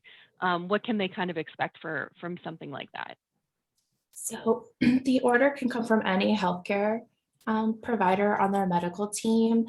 Usually if somewhat of the referral specifies pelvic health, it should help gear whatever institute scheduling to get them to the physical therapist to schedule with the appropriately trained provider. Sometimes diagnosis of Parkinson's is seen on it so that we know that pelvic health therapist may have more background to help someone with neurologic conditions, or sometimes it just states what they want to work on specifically, urinary incontinence or pelvic floor muscle training or consult, anything like that. Most insurances do require some form of referral for physical therapy services. So that's really all that's needed. They can expect an hour evaluation to be scheduled. I would say at Ohio State right now, the wait time would probably be a month, 4 to 6 weeks to get in order to have that evaluation. And then depending upon symptoms, or if you're already working with another therapist, we kind of coordinate a lot where I may see someone same day to save on PT visits. I may see someone same week depending upon travel. So we do really try to coordinate as an institute and team aspect here. Fantastic, thank you. Dr. Crescenze, do you know anything about the UroLift? One of our patients has asked, how does a UroLift affect typical urinary symptoms of a person with Parkinson's? Yeah, so UroLift is one of those prostate procedures that we use to help with prostate issues. So it's a treatment for an enlarged prostate. It's a great treatment option. It's one of the newer ones. It is very minimally invasive. So the answer is, if you have an enlarged prostate, it is the right treatment for you. It's not a treatment for your Parkinson's related symptoms. Okay. And what you have to be really careful about, whoever you're working with, is just to make sure that you're getting treatment for the right condition, which is why I would strongly encourage any patient with Parkinson's who's thinking about having a prostate procedure to make sure that your treating doctor did that urodynamics test. If you have not had a urodynamics test, I would not go ahead with a prostate procedure. Okay. I hope that answers that. No, I think it does very well. And my patients ask a lot of questions about Botox. So because we tend to Botox them as well. So they're always very nervous if we're giving them too much Botox in too many places and all that kind of thing. So if they wanted to, if they were thinking about doing something like Botox, they would, of course, go and see you and talk a little bit about that. But can you talk just a little bit about the procedure and kind of what they can expect the day of and what that kind of looks like for them? Yeah, so it's an office visit. Probably takes around an hour at least. There's a little bit of a prep time and a little bit of downtime. So you come into the office, we take you to a procedure room, we put numbing medicine in the bladder itself. And then it has to stay in for at least 20 minutes. And then I come in and I would do the procedure for you. The procedure takes only 2 to 5 minutes at the most. Most patients just feel a little slight discomfort with the injections, or some patients don't feel them at all. I always tell patients it feels like you have a UTI after for a day or two because somebody went into your bladder and did something, but usually it goes away on its own, and a little bit of bleeding on occasion. Now, Botox takes 2 weeks to work, so you won't see a drastic difference until about 2 weeks later. So I always have patients come in the office and check to see how they're urinating, because if it works too well, we have to know. We have to make sure you can pee. So that's kind of the guideline of that. When I have patients who do Botox with their other providers, I generally try to coordinate for that injection to be done within 2 weeks of the other injections. Okay. Okay, and then you said that typically the injections for the bladder are every 6 months as opposed to every 3, give or take. I know each patient will be a bit different, but yeah, what I do is I usually schedule a 3 months visit with a patient to see if it's wearing out for them or if they're still having a benefit. And I have a range of patients, some that go every 3. I have some patients who benefit for 9 months. So I try to figure out where you are at, especially after that first injection. And once we're on a schedule, then we're on a schedule and it's a lot easier. okay, great. So our patient who was discussing the UroLift had a slightly different question of the same thing. So if a Parkinson's patient had a UroLift, would it change their progression of urinary symptoms or not? My guess is no, because it treated their prostate problem. So it wouldn't really change their urinary symptoms from Parkinson's. They're separated, correct? It won't change how the Parkinson's affects the bladder. UroLift does is that it makes it easier for you to leak. It makes it easier for you to pee, but it also makes it easier for you to leak. And that's why there's many urologists who will be very hesitant to do prostate procedures on patients with Parkinson's, because even though you're treating the prostate and you're opening up that urethra so your bladder can actually empty, which you need to do, with Parkinson's, you always run the risk of, well, now when you have a bladder spasms, you may leak. Before you just had a bladder spasms and it went away. Now you may actually leak. And that's the very difficult risk benefits discussion that I usually have with my patients when we make that decision. Do we want to go after the prostate or not? Because certainly because of Parkinson's, you are at a higher risk for leakage. Okay. And then obviously, well, not obviously, actually, I have a question. If they are a lot of our patients probably have some of these procedures before their Parkinson's diagnosis, and then they don't know. So then if they do have some of those leakage problems, Stephanie, is that something you can help them with? Can they do a little pelvic floor rehabilitation with that? Or no, that's not going to be a helpful treatment for them? It depends on if their urodynamics showed any particular kind of issues. And Dr. Crescenze, if you find differently, let me know. But most of the literature I found, especially in neurologic conditions, it really depends on the severity of the motor control aspect of the lower urinary system with that urethral sphincter. So sometimes it's like the bladder wants to contract, urethral muscles want to contract, that type of thing. If both bladder and urethra is kind of happening, that obstruction, usually PT is not the place to go. It's not as successful. But if there are some, I used to say like leaky valve kind of issues where sometimes we can control it, sometimes we can't. It's really nice to adjunct with the other medical interventions that you have just to see if we can maximize any potential muscle input. Like for instance, if you do leak and you have a UroLift, if you use the restroom, are there any exercises I could teach you to then close after that valve has already opened and you've gone? Because maybe that automaticity of closure is not happening or not happening as well to close. And are there exercises we can find together that help you close? And then you can use that functionally to help support the other medical interventions that you have. Fabulous. That makes perfect sense.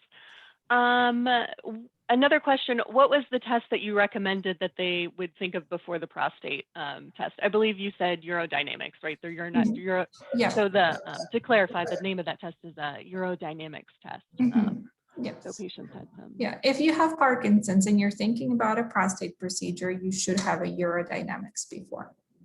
Okay. Perfect. Let's see. Good. I guess from our perspective, from a provider perspective, is it appropriate for us to refer to both?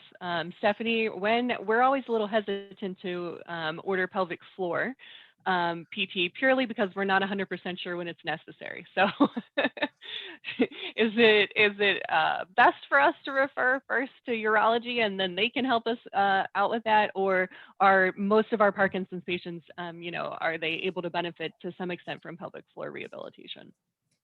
That's a really great question, and one that I think even the urology department might be able to kind of tell us. So depending upon the degree of bother that you're seeing when you're with the individual and any major red flag items, I'm getting infections all the time, the severity has increased over the last 6 months, it's a lot faster and sometimes easier to see one of us if they're on a long wait list to get into a specialist, especially at such a big medical center, that sometimes even just a one consult to just kind of even screen out. And then we actually, because we have such an interdisciplinary team, I then could even reach out to the urologist after I've kind of seen them, whoever they're scheduled with ahead. But I always recommend at least having the other medical provider scheduled as best as you can. But then if you find that there's a long lag period, sometimes putting both in at the same time can be helpful. If your patients come back and say, hey, I can't get in for 6 months, can anything else be done? That's where we can sometimes conservatively see, are there things we can maximize? And I find sometimes it may even help get them in sooner on the cancellation list, manage some symptoms, and it can kind of help differentiate if PT could help in long-term, or, hey, we've tried this, maybe it helps the other medical provider with some of their decisions. So I usually go based off severity and then timeline of where someone can get in. A lot of times what I see is they kind of indirectly get referred to us by their neurophysical therapist. They're in PT, they start doing harder exercises, and then symptoms start to arise, or that rapport builds, and then maybe they start describing other type of symptoms. But the earlier we can see these individuals, the better the results are for all specialists. So colorectal, urology, GI, pelvic health, the earlier we see them, the more optimal the results. Perfect. Yeah, I would agree. I think a couple things to think about. So if you have a patient who is having constipation, who's having bladder symptoms, who is not sure if he's leaking or if he's not able to pee, or maybe drinking that pot of coffee, and clearly just needs a lot of education about what a healthy bladder is. I have patients who come in and pee twice a day, and then they in between. I'm like, well, I would leak if I pee twice a day. You have to pee every 2 to 3 hours. And there's a lot of that education that can, the physical therapists are just like wonderful and amazing with, and I would really highly recommend. So I think like a pain, constipation, concomitant constipation, I think those are probably good reasons to think about PT, especially while you're waiting to get in with us and things like that. Would you agree, Stephanie? Yeah, I really do. Thank you. Perfect. And then I will lead us with just one last question. Dr. Gershenze, a lot of our patients who have had disease for a little while start to have trouble with frequent UTIs. And then they ask us a lot of questions of, should they be on an antibiotic all the time? How many UTIs does that warrant? Is being on an antibiotic long-term bad? But then, from our perspective, our patients really do struggle with their motor symptoms if they're, having 3 or 4 UTIs a year. So just some thoughts on frequent UTIs and how we kind of manage that best. Yeah, so frequent UTIs, 2 things, healthy bladder and bowels. The pooping has to be good, number one, because if you're having diarrhea, constipation off and on, that's going to lead to these UTIs, and there's going to be little that I can do to help with that unless the bowels are controlled. Number 2, cranberry works. Start everybody on cranberry. There is no reason not to take it. Just take it. It's been done, many studies, our guidelines say so, but not cranberry juice. That's just sugar. That's just cornstarch. So not juice. Any cranberry pill over the counter is fine, Target, Walgreens, Walmart, whatever. Fluids, you have to drink a lot of water and you have to go to the bathroom on time. Okay. Other stuff, things like probiotics and things like that, that's a little bit mixed evidence. But those three things, get your bowels under control, take a cranberry daily, and drink a lot of water. A lot of water should really be around 100 ounces a day, but I know that's probably a little too much for most of my patients.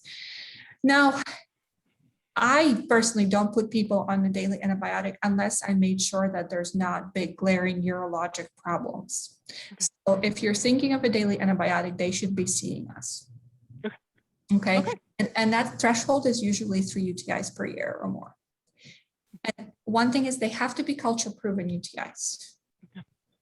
They have to have had a culture, because the first thing I will say, was this a true infection? Was this just a little bladder irritation for one reason or another? Okay. It's really important to do those cultures as well. Okay, perfect. Okay. Clarissa, can I just say one thing to infections? I think sometimes too, when you're seeing a patient, to even screen mobility, and Jared may be able to speak on this more, but even just looking at someone's trunk and how they can rotate, and then their shoulder mobility, sometimes even just functionally how the mechanics of cleansing after using the restroom can very much change associated with Parkinson's disease. So we sometimes recommend like a peri bottle or something that they can hold in the front to allow, or in pelvic health therapy will help with that mobility and kind of helping just how can I make sure I'm cleansing and I can reach and still balance on the toilet well, those types of issues. Yeah. Perfect. Perfect. Okay. Thank you both so much. We really appreciate all of your input. We're going to a short break. So thank you again, everyone. We're breaking at 10:55. So we will be back at about 5 after 11. And we'll have our physical therapist and our speech therapist after that. So we'll see you guys in about 10 minutes. Bye-bye.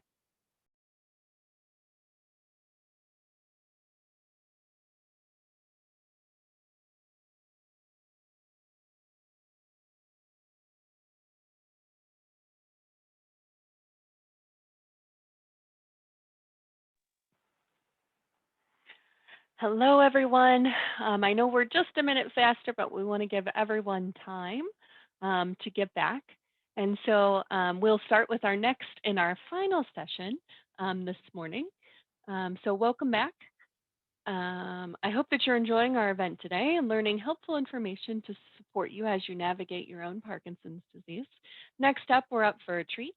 Our next speaker is physical therapist Jared Braden, an alumni of Ohio State University. He earned his Bachelor of Science degree in 2007,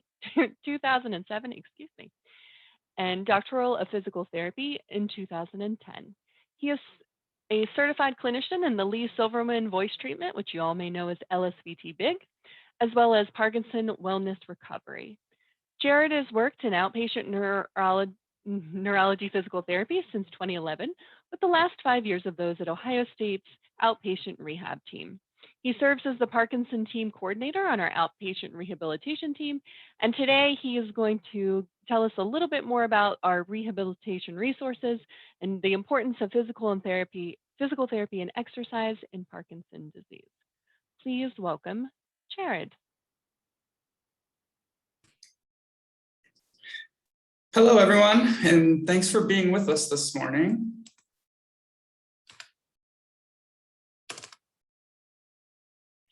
And so I will be expanding on Rosina's topic of postural instability, falls, and gait dysfunction and gait freezing in Parkinson's disease.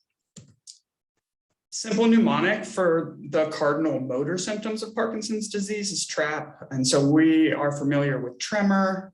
Rigidity is what Stephanie was alluding to in regards to loss of spinal range of motion, abnormal tightness within muscles. Bradykinesia is those slow, small movements. And today, postural instability is our main target. So our focus today, we'll discuss postural instability, falls, and freezing of gait, which is a dysfunction of gait unique to some patients with Parkinson's. Postural instability begins early after disease onset, and about a third of patients developing postural instability within the first 2 years of diagnosis. And so postural instability being fancy talk for imbalance, but imbalance is a complicated issue. And so specifically, we notice reduced limits of stability. That's how far you can reach outside your base of support. We also notice slowed postural reactions. That's how we correct our balance to a perturbation or a loss of balance and how we fix it. We notice late and small stepping patterns. So if you think of tripping, a quick step will get your balance without a fall. But later stages of Parkinson's, we start to notice progression to falling like a tree where we don't initiate these stepping reactions. In these cases, we need to think of external supports in order to provide some extra support with walking and standing. And so those are the assistive devices that we consider sometimes as we progress through life. Impaired postural adaptation, that's if we change a surface, step onto grass, step up a stair, we change our postural orientation based on the task we're doing. And so if we have poor ability to adapt to the task, then we are slow to correct our balance. And then we notice altered anticipatory postural adjustments. So even before we move our posture into certain positions, like coming to stand, we lean forward to stand and we stand tall to finish. If we don't anticipate these movements or move into them, they cause imbalance when we start to move and change directions or change a functional task, whether it be getting in and out of bed or standing up from a chair. So we think of postural instability as affecting 4 main domains. So if we think of just standing still, we notice slowed postural adjustments and reactions in just quiet standing. So that's where we might feel like we're constantly moving, even though we aren't moving, and it's this increased sway side to side or front and back. And then we have some reactive postural adjustments to external perturbations. Anything hits us, we trip, we step onto an uneven surface that requires us to adjust to the change. And we notice those anticipatory postural adjustments that's changing our posture prior to moving. And then we notice some dysfunction in dynamic balance. That's if I'm stepping, if I'm walking, turning, stepping over a object that's in the house. And so those, when we think of imbalance, those are the areas, because they'll be important as we start to address balance in regards to physical interventions and exercise, is that they really need to focus on all these different domains of balance instead of thinking of balance as a collective entity. So there was a question in the chat and I just wanted to pull it out briefly. So how is balance affected by Parkinson's disease? And so this is the areas of balance that we notice the dysfunction. And so this is how Parkinson's disease collectively affects your balance. And so as I look at the clinical practice guidelines that we use for physical therapy, released about 1.5 years ago now. So the preliminary CPG, that's just kind of collective evidence that guides our practice. Balance training does improve postural control. That's important to know. Your balance can get better by working at it.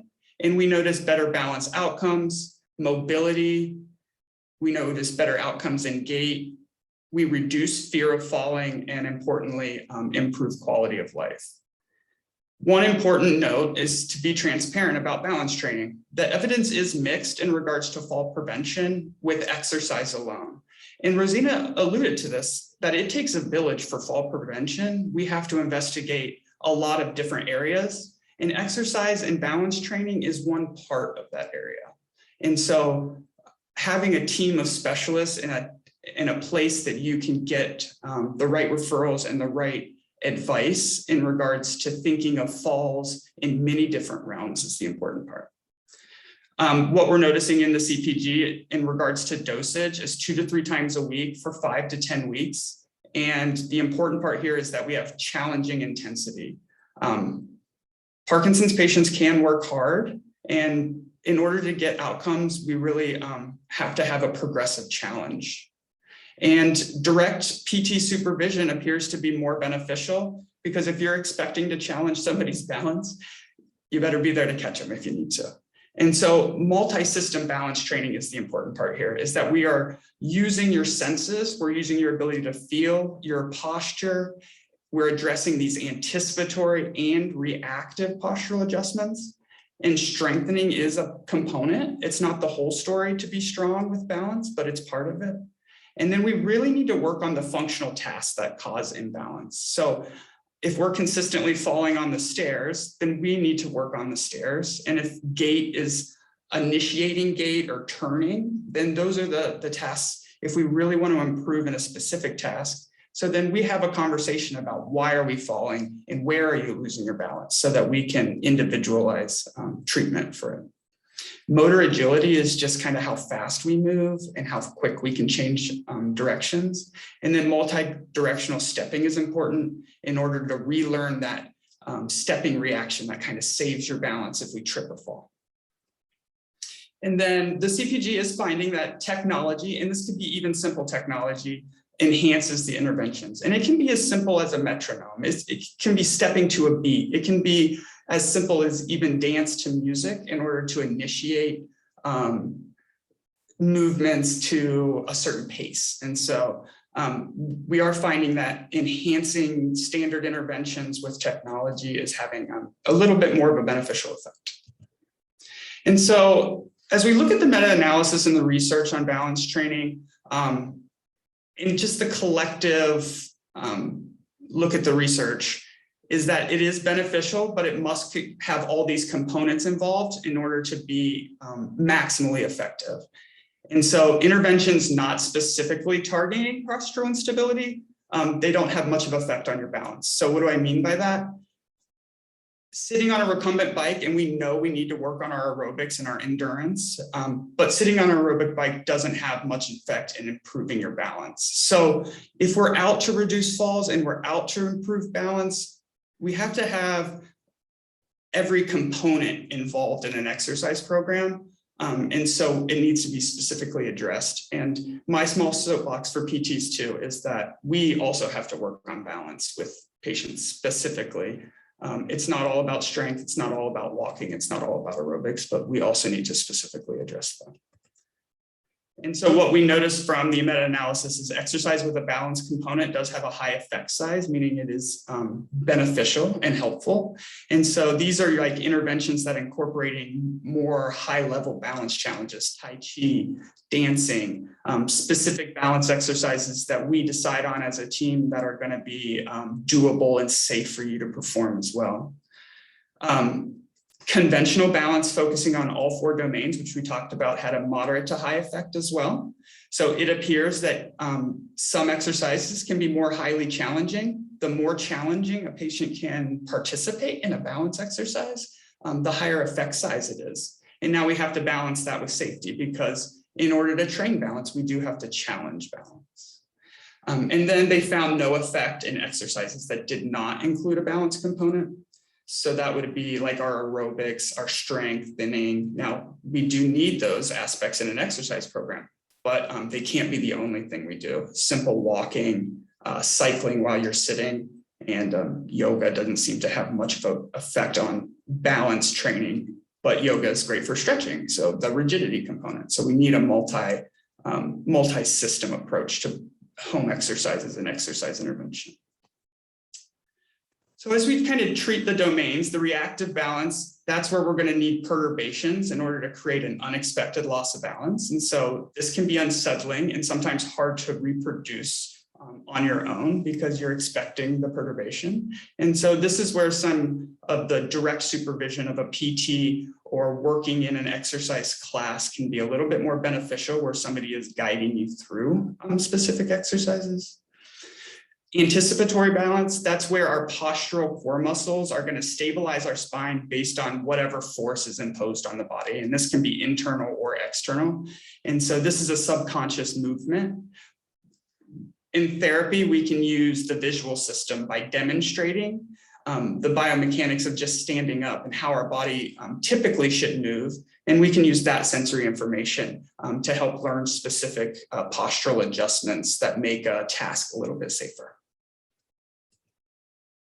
And then we need to look at our balance reactions. These are going to be our ankles, our hips, grabbing for the counter if we lose our balance, stepping quickly to catch our balance. And so we need to train all these different aspects of balance. And I'll give an example of that as we kind of move through. So to pull out our other question from the chat, what's the best physical therapy for Parkinson's disease? The best physical therapy is going to be the individualized physical therapy that looks at all these different domains of your balance and then prescribes exercises based on the specific dysfunctions. We don't all, not balance is not created equal for everyone. So we have different deficits in these different domains, and those are more important to your individualized balance. So our first poll question is coming up. And so since being diagnosed with Parkinson's disease, have you fallen? So that's a simple yes or no. And then just kind of specify, was it with injury or without injury? And of course, it could be with injury or without injury. But if you had an injury with a fall, we'll indicate that one.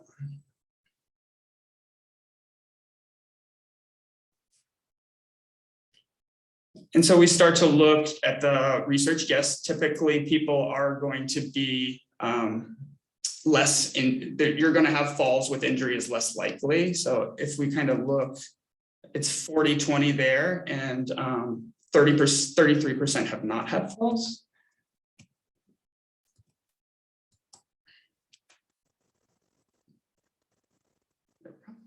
And so imbalance and falls in people with Parkinson's disease, the research telling us about half the people fall with Parkinson's disease, and right around 30% of falls are injurious. So not every time you fall is there an injury. However, the more we're falling, the higher frequency of falls is going to put us at more risk of an injury. And just an example now, a lot of things contribute to falls. We have established that earlier this morning. But postural instability is an independent predictor of falls. So the worse your balance is, the more likely to fall. So it does deserve attention and it does deserve intervention. And so current evidence for exercise intervention is actually mixed for fall prevention. So then we just want to dive into that a little deeper, because why, if I work on balance, am I having these mixed results for fall prevention? And some of the considerations are falls are complex, and we established that, and we need to be individually investigated for the causes. And most studies are only looking at the short-term effects of exercise. If we dive into the longer-term studies where we're looking at 1 and 2 years of adherence to formalized exercise, we are finding the results will be more significant in fall reduction. So it's not enough to just agree to exercise for 5 to 8 weeks and then lose that motivation, because the longer we're able to adhere to exercise, the better the results. In long-term, in the literature review suggests that balance exercise is dosed too low for people with Parkinson's disease. And so it might have to be more intensive. And so if we look at a study that had better results with fall reduction and improved balance, is we're looking at where they are focused on all the domains. So we have the sensory system, we have gait, we have those postural adjustments we talked about, the anticipatory, and then our limits of stability. And we also need, if something's tight, we need to stretch it. If something's weak, we need to strengthen it. There is those components as well. So we need to kind of think of this holistic approach to treating balance and work on some pretty intensive stuff where we're guarding and we're maintaining safety, but we're allowing the body to react and to stimulate the balance system so that we get improvements. Balance system training is going to be more effective in the early stages of Parkinson's disease. And so as we progress through later stages, we do need to consider compensation. So these are going to be our assistive devices, different ways of doing things, modifying our behavior in order to maintain a safe and healthy life. And so just to give you some ideas, because there's plenty of research on Tai Chi and dance being beneficial, that is anticipatory balance training, reaching, kicking, stepping. We will put our bodies into a certain position before we start to move. And then reactionary balance, some ideas there are these external perturbations where we maybe have a foam pad or a balance board. A rebounder is like a trampoline kind of where you can bounce a ball and catch it, that perturbation where you're catching and throwing. So those are some just ideas for treating those specific domains of balance. So that'll move us into our second poll question.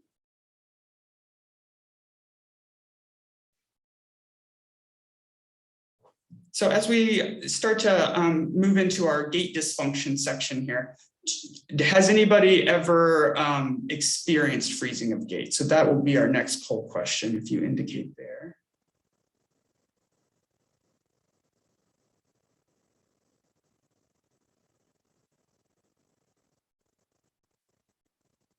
And we're about 50-50. And so this is not a symptom that everyone experiences, and it can change as we progress through disease process, but it is worth our attention because obviously it can contribute to falls as well, and our imbalance with moving.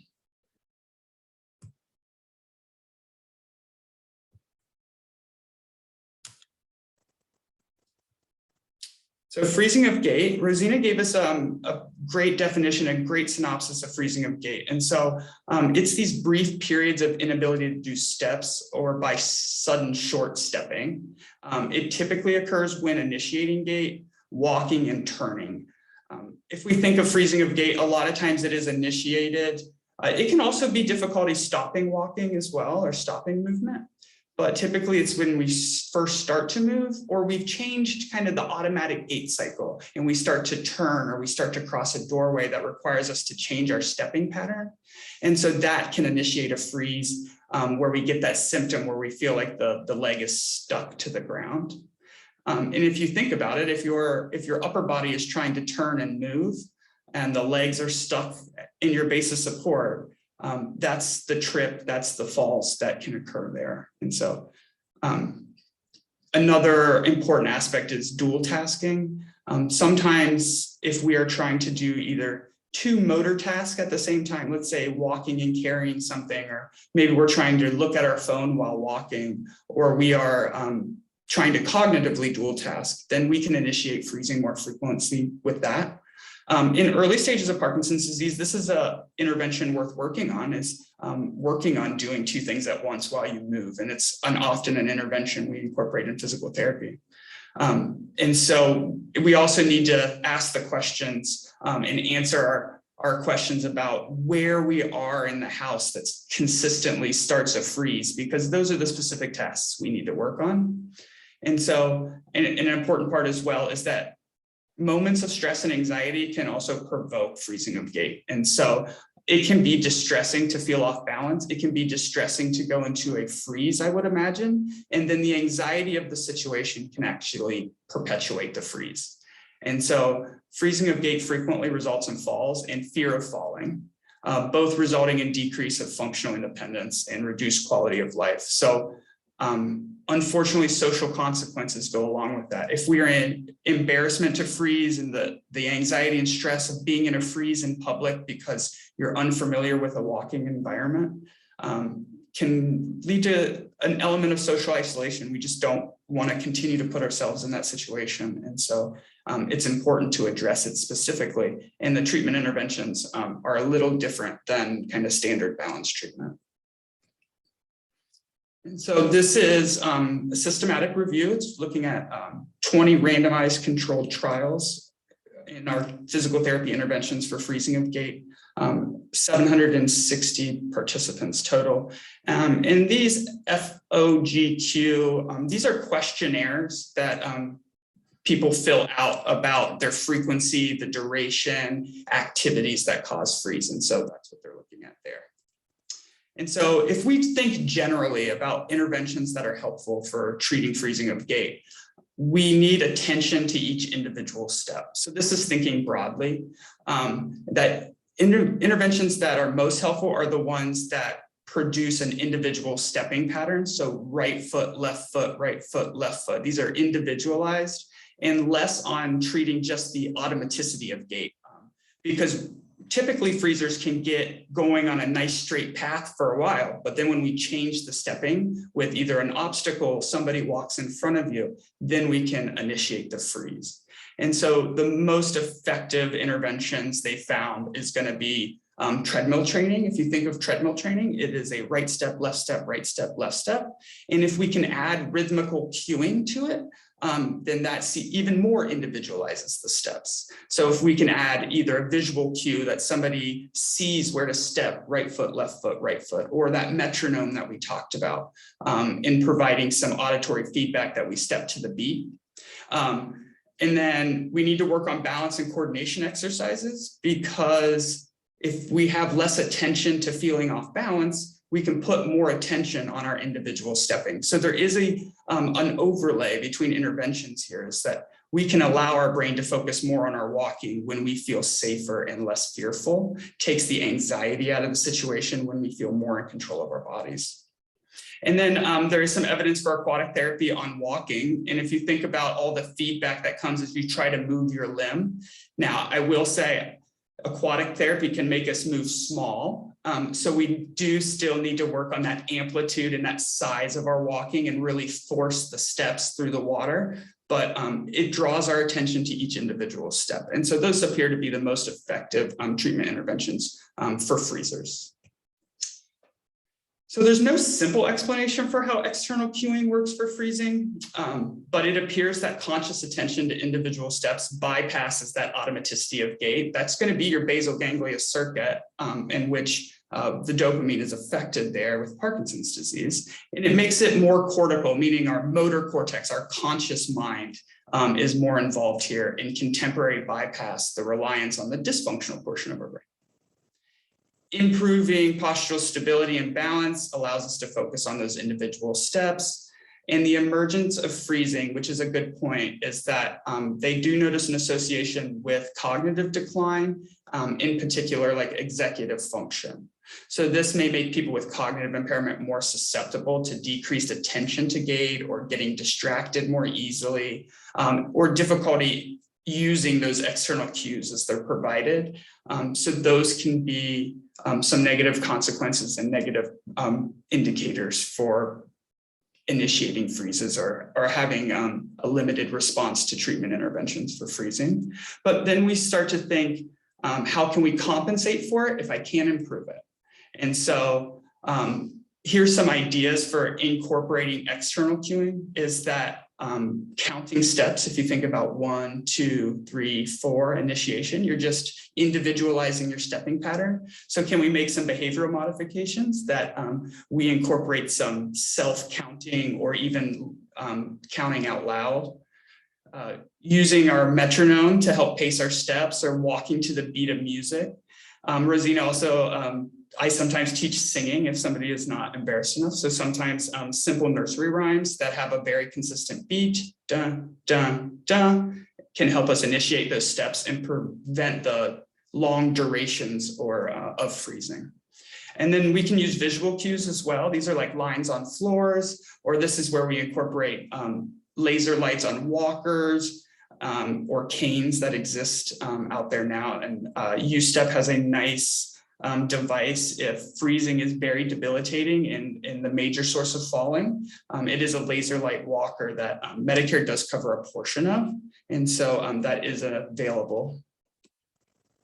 And so then I start to teach people. So what I teach for breaking the freeze, and this is just some applicable things we can take home with us today. It's a compensation at the end of the day. We are compensating. But if we can make it a habit and use it effectively, then it can help reduce the duration and the frequency of those freezes.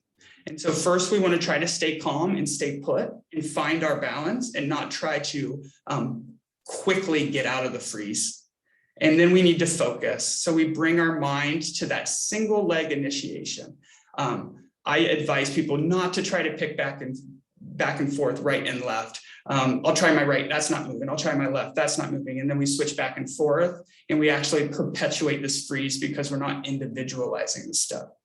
And then I tell people to visualize, right? We need to bring in a visual cue. So I like to say garden hose, because you're gonna lift the leg high to step over this garden hose and really allow your brain and yourself to buy into it. Visualize that garden hose in front of your step and step big over top of it.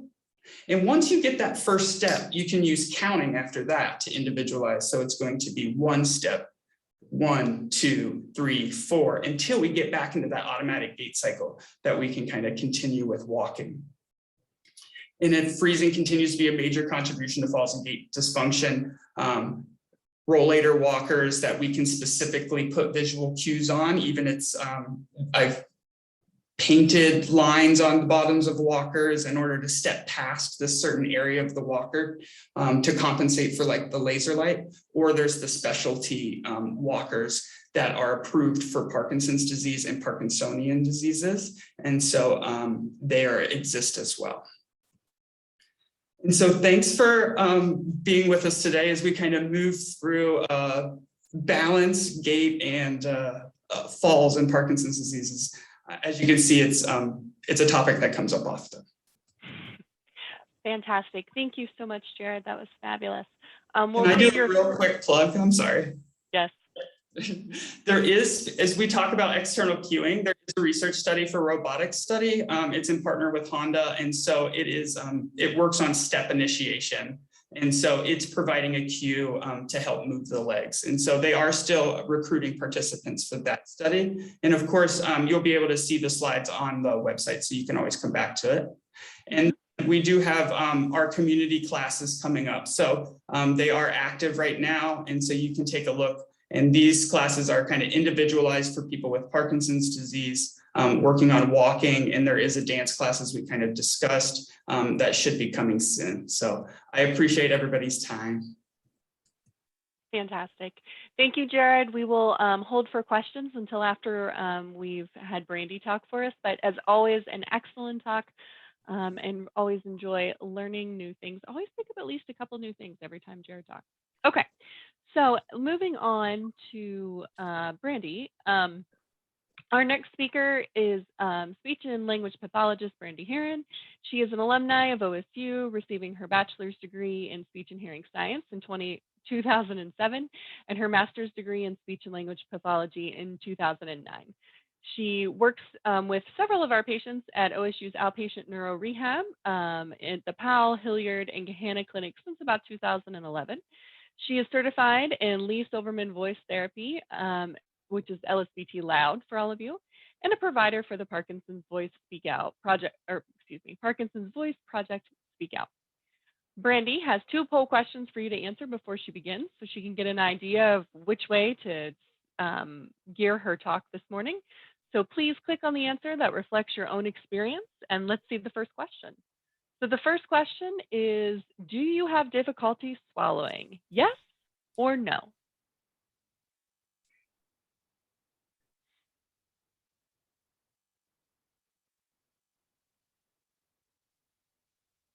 Great. And our answers looks like 30% yes, 70% no.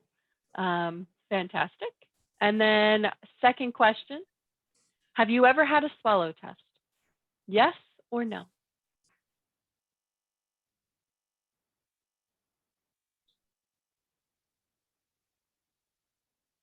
Just give you guys just a few more seconds to answer.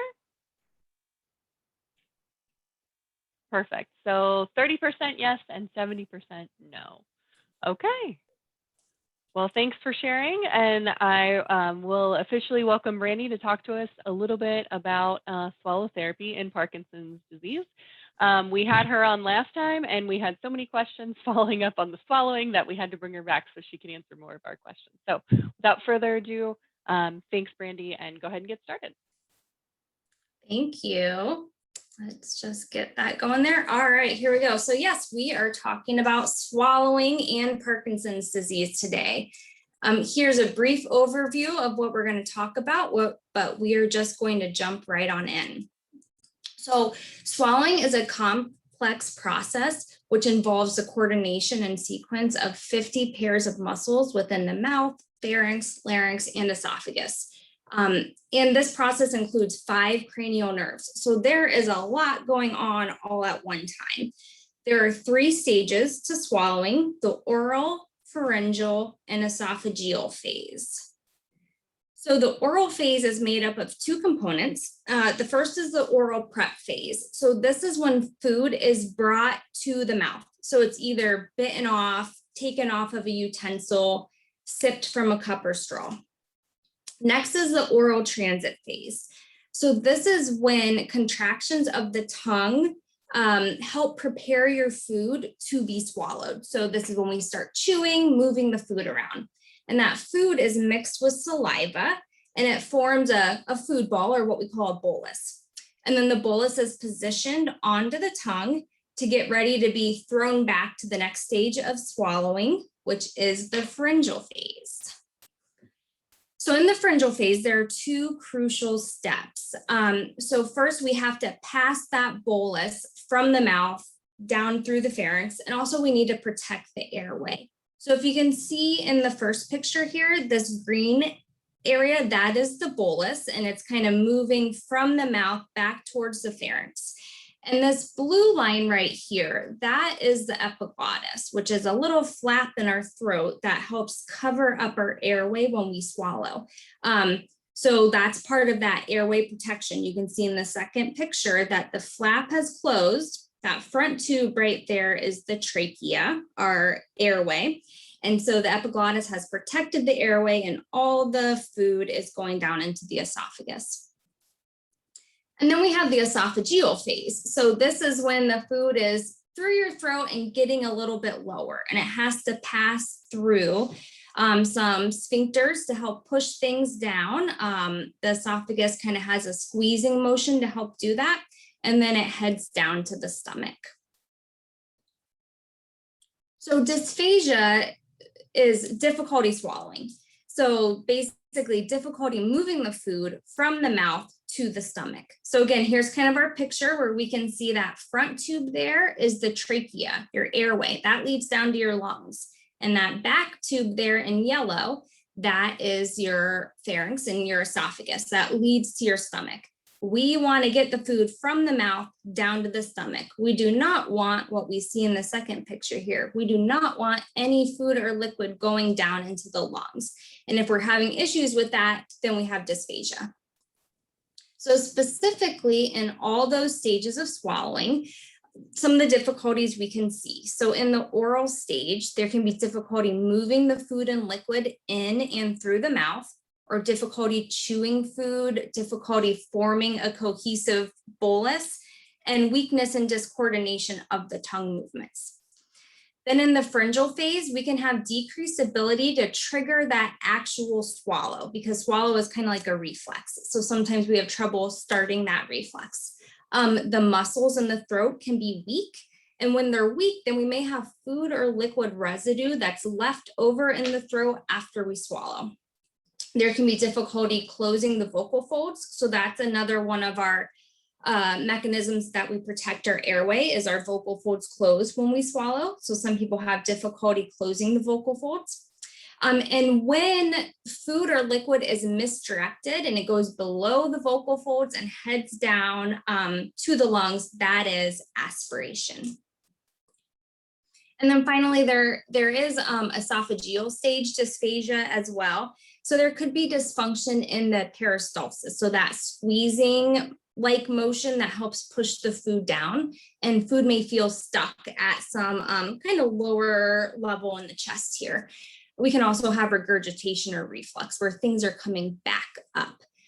Speech therapists, we work on the oral and pharyngeal phase of dysphagia. Usually this esophageal phase is dealt with the GI doctor, but your esophagus and pharynx is all one big long tube. So if something's off a little lower down, it can affect the function higher up as well. So some signs and symptoms of dysphagia. You might hear a wet or gurgly sounding voice during or after eating and drinking. So what that tells us is that there could be food or liquid right above your vocal folds. So then when you're talking, we kind of hear that gurgliness there. There can be coughing during or right after eating and drinking. Difficulty coordinating breathing and swallowing. So when we actually swallow, we don't breathe for that moment. So if you're somebody who already has some difficulty breathing, maybe with COPD, they can have more difficulty coordinating that. If we have recurring respiratory infections or pneumonia, that's a sign of dysphagia. Needing to take extra time or effort to chew or swallow, and then weight loss or dehydration from not being able to eat enough. We've alluded to this here, but aspiration pneumonia. So this, again, is when food or liquid has gone past the vocal folds, down the trachea, and into the lungs where we don't want it to go. And with extra material in there that is not supposed to be there, your body tries to fight that off and kind of causes an infection, pneumonia. You can even aspirate food that has traveled back up from your stomach to your esophagus. I'm sorry, from your stomach up your esophagus and then down to your trachea. So let's talk about the prevalence of dysphagia in Parkinson's disease. So our poll numbers told us that about 30% of people here felt like they're having difficulty swallowing. So the research really shows varying numbers. So 11 to 100%, that's a huge range of patients with Parkinson's disease experiencing trouble swallowing. And one of the reasons for this huge range is that some patients may be asymptomatic. So they might not have any outward signs of dysphagia, but there could be something going on in there. Or people may not be aware that what they're experiencing indicates a swallowing problem. But research does show us that dysphagia can even be present in Parkinson's patients in those preclinical stages. And we do know that there is an increased prevalence as the disease progresses. So some of the causes of dysphagia in Parkinson's disease, the whole pathophysiology of it is not fully understood, but it's thought to be due to the changes in lack of dopamine, dysfunction in the brainstem, and even muscle atrophy. As well, there can be a decrease in your cough and swallow reflex. So our bodies are trained, if something starts heading down the wrong pipe, we have a reflex to cough. That's a protective mechanism to get that out of there. Sometimes that reflex is lessened in patients with Parkinson's, and then just the process of initiating the swallow reflex, that trigger, can be delayed as well. So some complications from dysphagia. So malnutrition and dehydration are big complications. Sometimes it's so much work for somebody to chew and eat, and it takes so long that they're almost spending more energy chewing and eating than the energy they're getting from the food. Again, we can see aspiration pneumonia, which could land you in the hospital, increase weakness, and maybe kind of set you back from some of the work you've been doing. And overall, really decreased quality of life. Eating is very social. So if you're coughing every time you're eating, that's unpleasant. You may feel uncomfortable doing that in front of other people. So that really decreases the quality of life in our patients. In Parkinson's disease, aspiration pneumonia is something associated with an increased mortality rate. So specifically in Parkinson's, again, looking at those 3 stages of swallowing, in the oral phase, we might see kind of tongue pumping. So the tongue is trying to get ready to form that bolus and throw it back, but it's having trouble getting going. We can see oral residue, difficulty forming that bolus. We can see things fall back behind the tongue before our throat is ready to trigger the swallow. There can be decreased pharyngeal constriction. So even our throat has to kind of squeeze to push food down. Difficulty closing or covering the airway. Again, aspiration and residue in the throat. And then in the esophagus, decreased esophageal peristalsis. So decreased ability to squeeze and push the food down. So if you or somebody you know feels like you're having trouble swallowing or you're not exactly sure, you should talk to your doctor about seeing a speech pathologist for a swallowing evaluation. It's a little bit confusing because sometimes I have patients come in and I say, okay, I know you have Parkinson's. What brings you in today? And they say, well, I don't know. I talk just fine, but I told my doctor I was having trouble swallowing. So speech therapists, we work on voice and the sound of speech. We work on memory and thinking, and we also work on swallowing. So definitely let your provider know if you're experiencing any issues, and then we can kind of check things out.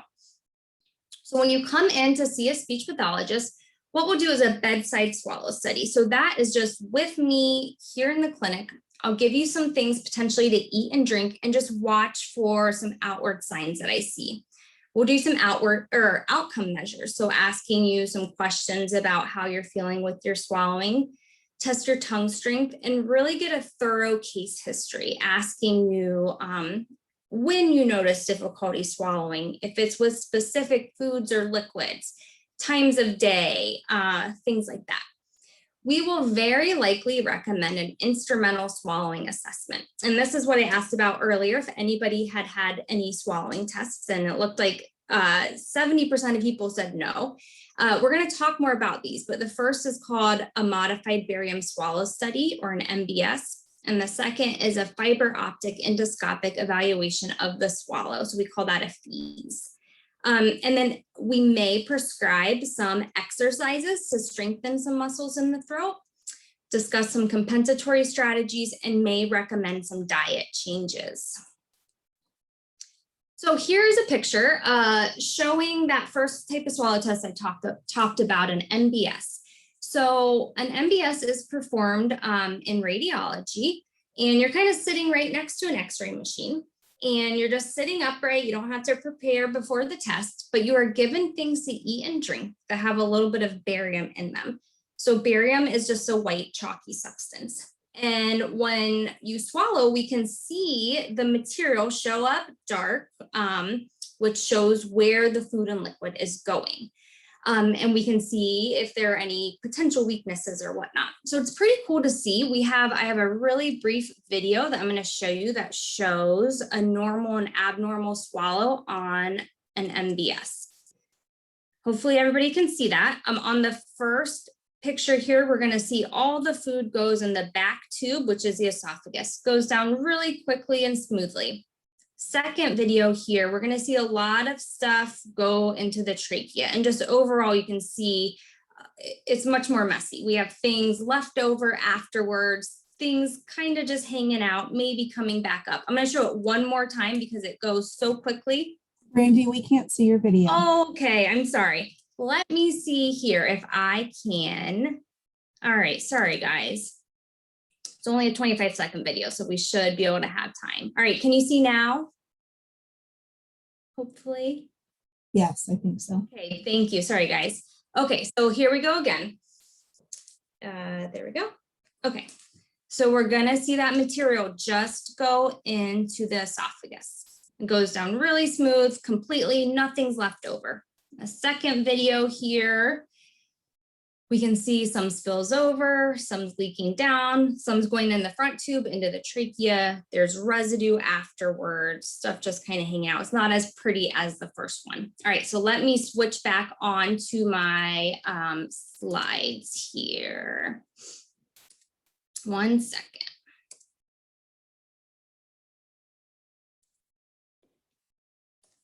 There we go. Okay, so a modified, or the next test we'll talk about, they're really important because research has showed us that a modified barium swallow study showed dysphagia in more than 50% of people who reported no issues swallowing. So we can find things in here that maybe the person doesn't know is going on. All right, let me get myself, there we go. So the next type of swallow test is the FEES. So with this test, a little camera is inserted in your nose down through your nasal passage, and it kind of hangs out right here above your vocal folds. And so we get this image that we see over here on the left. We can see your vocal folds. We can see down a little bit into your trachea. This tissue right up here at the top is your epiglottis. I'm sorry, down here is your epiglottis, and then back here is your esophagus. So over to the right, so during this test, you are given some things to eat and drink that have a little bit of blue or green food coloring in them. And when you swallow, we can kind of see where that food coloring is left over. So in this first picture here, that's the epiglottis trying to flap over, and we see that there's a lot of residue all on the epiglottis. And on the second picture here, that's the esophagus back there. So we can see that a lot of stuff is heading down towards the esophagus. So once you've had potentially one of those assessments, then we may recommend some exercises. And we need the assessments before we give exercises. It's kind of like if you fell and your arm hurt. If you just went to the doctor and said, I fell and my arm hurts, and they said, okay, that means it's broken, let's put a cast on. You wouldn't want that. You would want some imaging done to know, is it actually broken?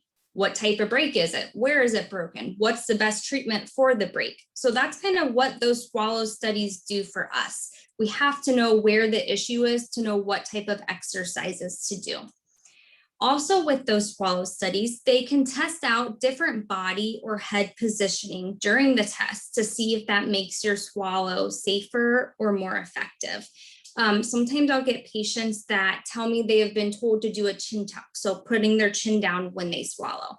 And I'll ask if they've ever had a swallow study, and they say no. We really need to try out those position changes during a swallow test, because sometimes a chin tuck can make a swallow worse or more unsafe for somebody. We really don't know, since we don't have x-ray vision until we do the swallow test. And then just general techniques or strategies to improve eating. We might make diet modifications. Now, this is not trying to reduce your fat or carb intake or anything like that. We may change the consistency of the food you're eating. So there's some kind of triangles or pyramids over here on the right. These are different food levels. So we have the regular food level, which is anything you want. Soft and bite-sized, minced and moist, pureed. And then we may even change the thickness of liquids. So moderately thick, mildly thick, or thin liquids. Thicker liquids move down your throat slower. You can give your body more time to protect the airway as needed. But again, we would trial those things during a swallow test to see if they're safe and effective for you.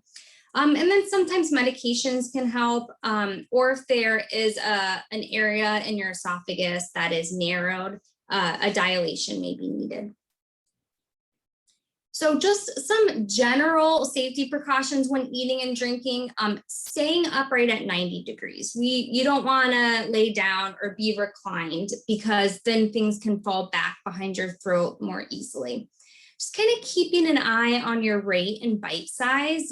We don't want to just keep shoveling food in till you have chipmunk cheeks, or chugging liquids. Minimize distractions. And no talking with food in your mouth, like our moms always told us, because if you have food in your mouth and you go to talk, the first thing you do is you inhale, and that's opening up your vocal folds in your airway, and that food or liquid can just fly right down into your lungs. Having a beverage with your meal can be helpful to help wash things down. And good oral care is really important in preventing infections. So we say clean mouth equals clean lungs. Everybody is prone to having a little bit of food and liquid going down the wrong pipe each day. But the less bacteria that there is going down with it, the less of a chance of an infection resulting. And just really briefly, last slide here, we're just going to touch on drooling in Parkinson's disease, since that is a common complaint. The cause of drooling is not completely clear, but we believe it's due to impaired saliva clearance and difficulty initiating swallows to clear the saliva regularly. But there's no real test to tell us the severity of drooling.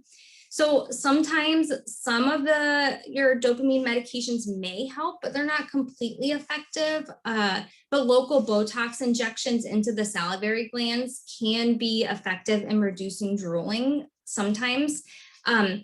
But really making a consistent effort to swallow more often. And sucking on a hard piece of candy will get you swallowing more often and hopefully clear that saliva more often as well.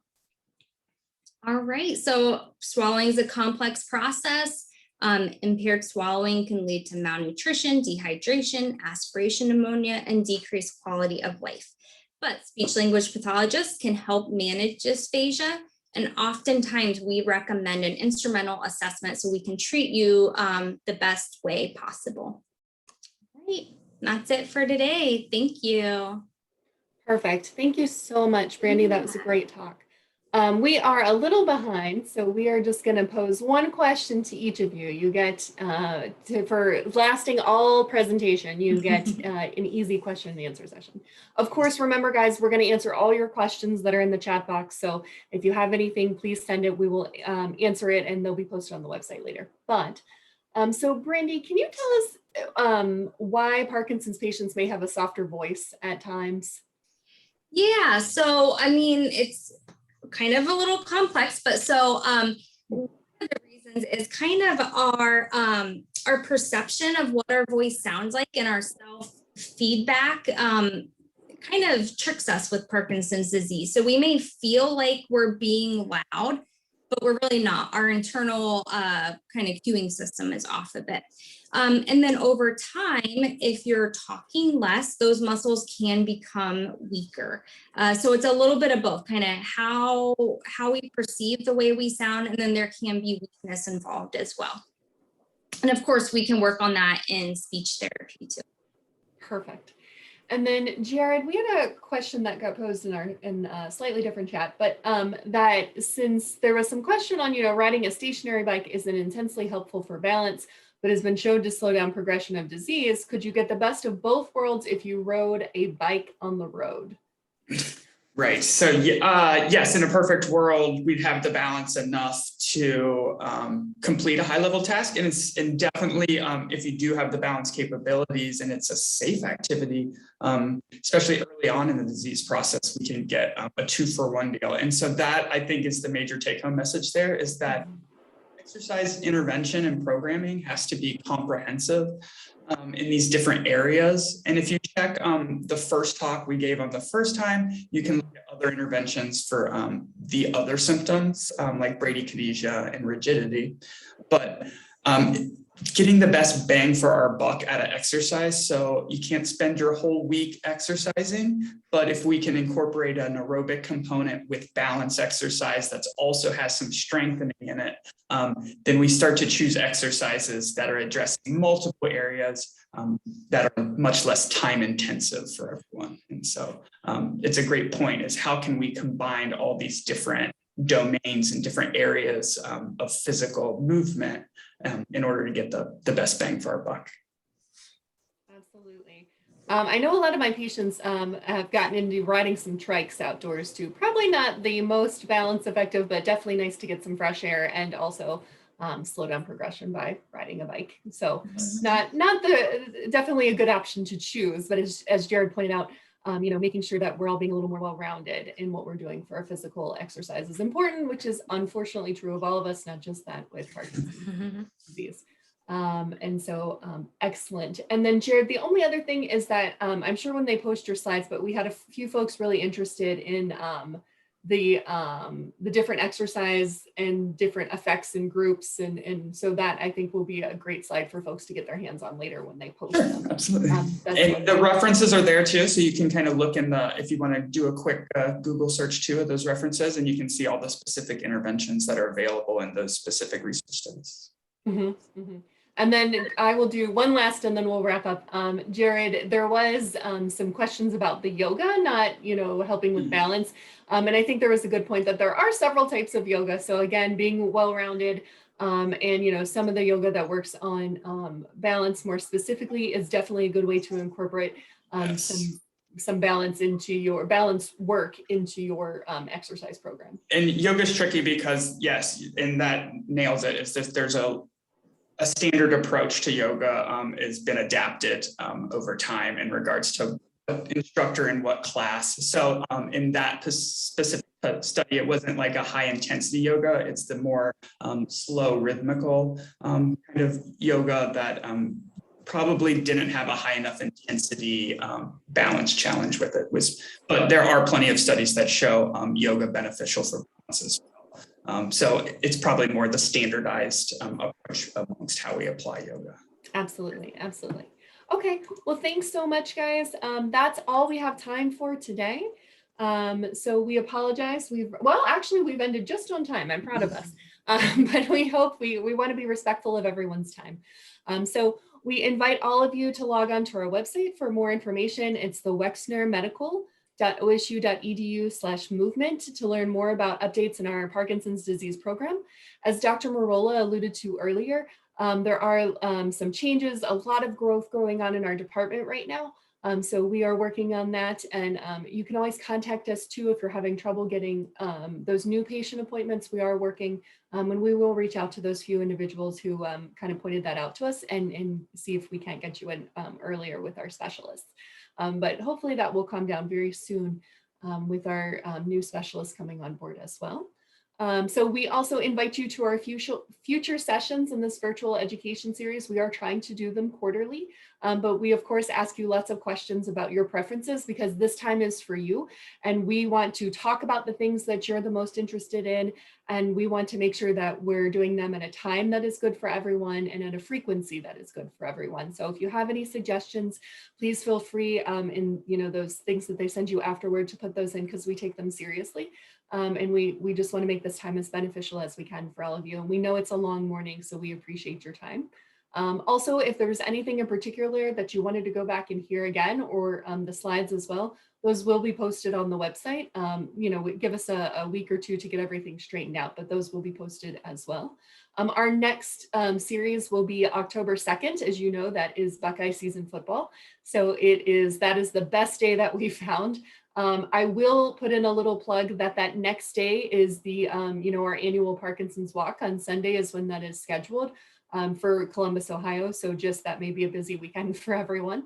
But details will be, sent through email for everyone that is here today. And you'll also see website announcements and things of that nature for that October 2nd date. Just like today, you'll have to sign up so that you can get into the Zoom session. Thank you. A big thank you to all of my colleagues today. The rehab department did an excellent job. Thank you for, our urology coworkers as well for coming in and giving us some great talks. I know that I learned a lot. I'm really grateful for you spending your Saturday mornings with us and doing this, and just a big heartfelt thank you for that. And then of course, thank you all for attending and listening to us all morning. We look forward to seeing you again in October for our next event. We will get those questions and answers posted in the next couple of weeks. Of course, never hesitate to reach out to us. We're always here trying to make this journey with Parkinson's disease just a little bit easier. And anything we can do to help, we're happy to do. So again, thank everyone for all their help today. Thank you guys for listening and enjoy the rest of your Saturday.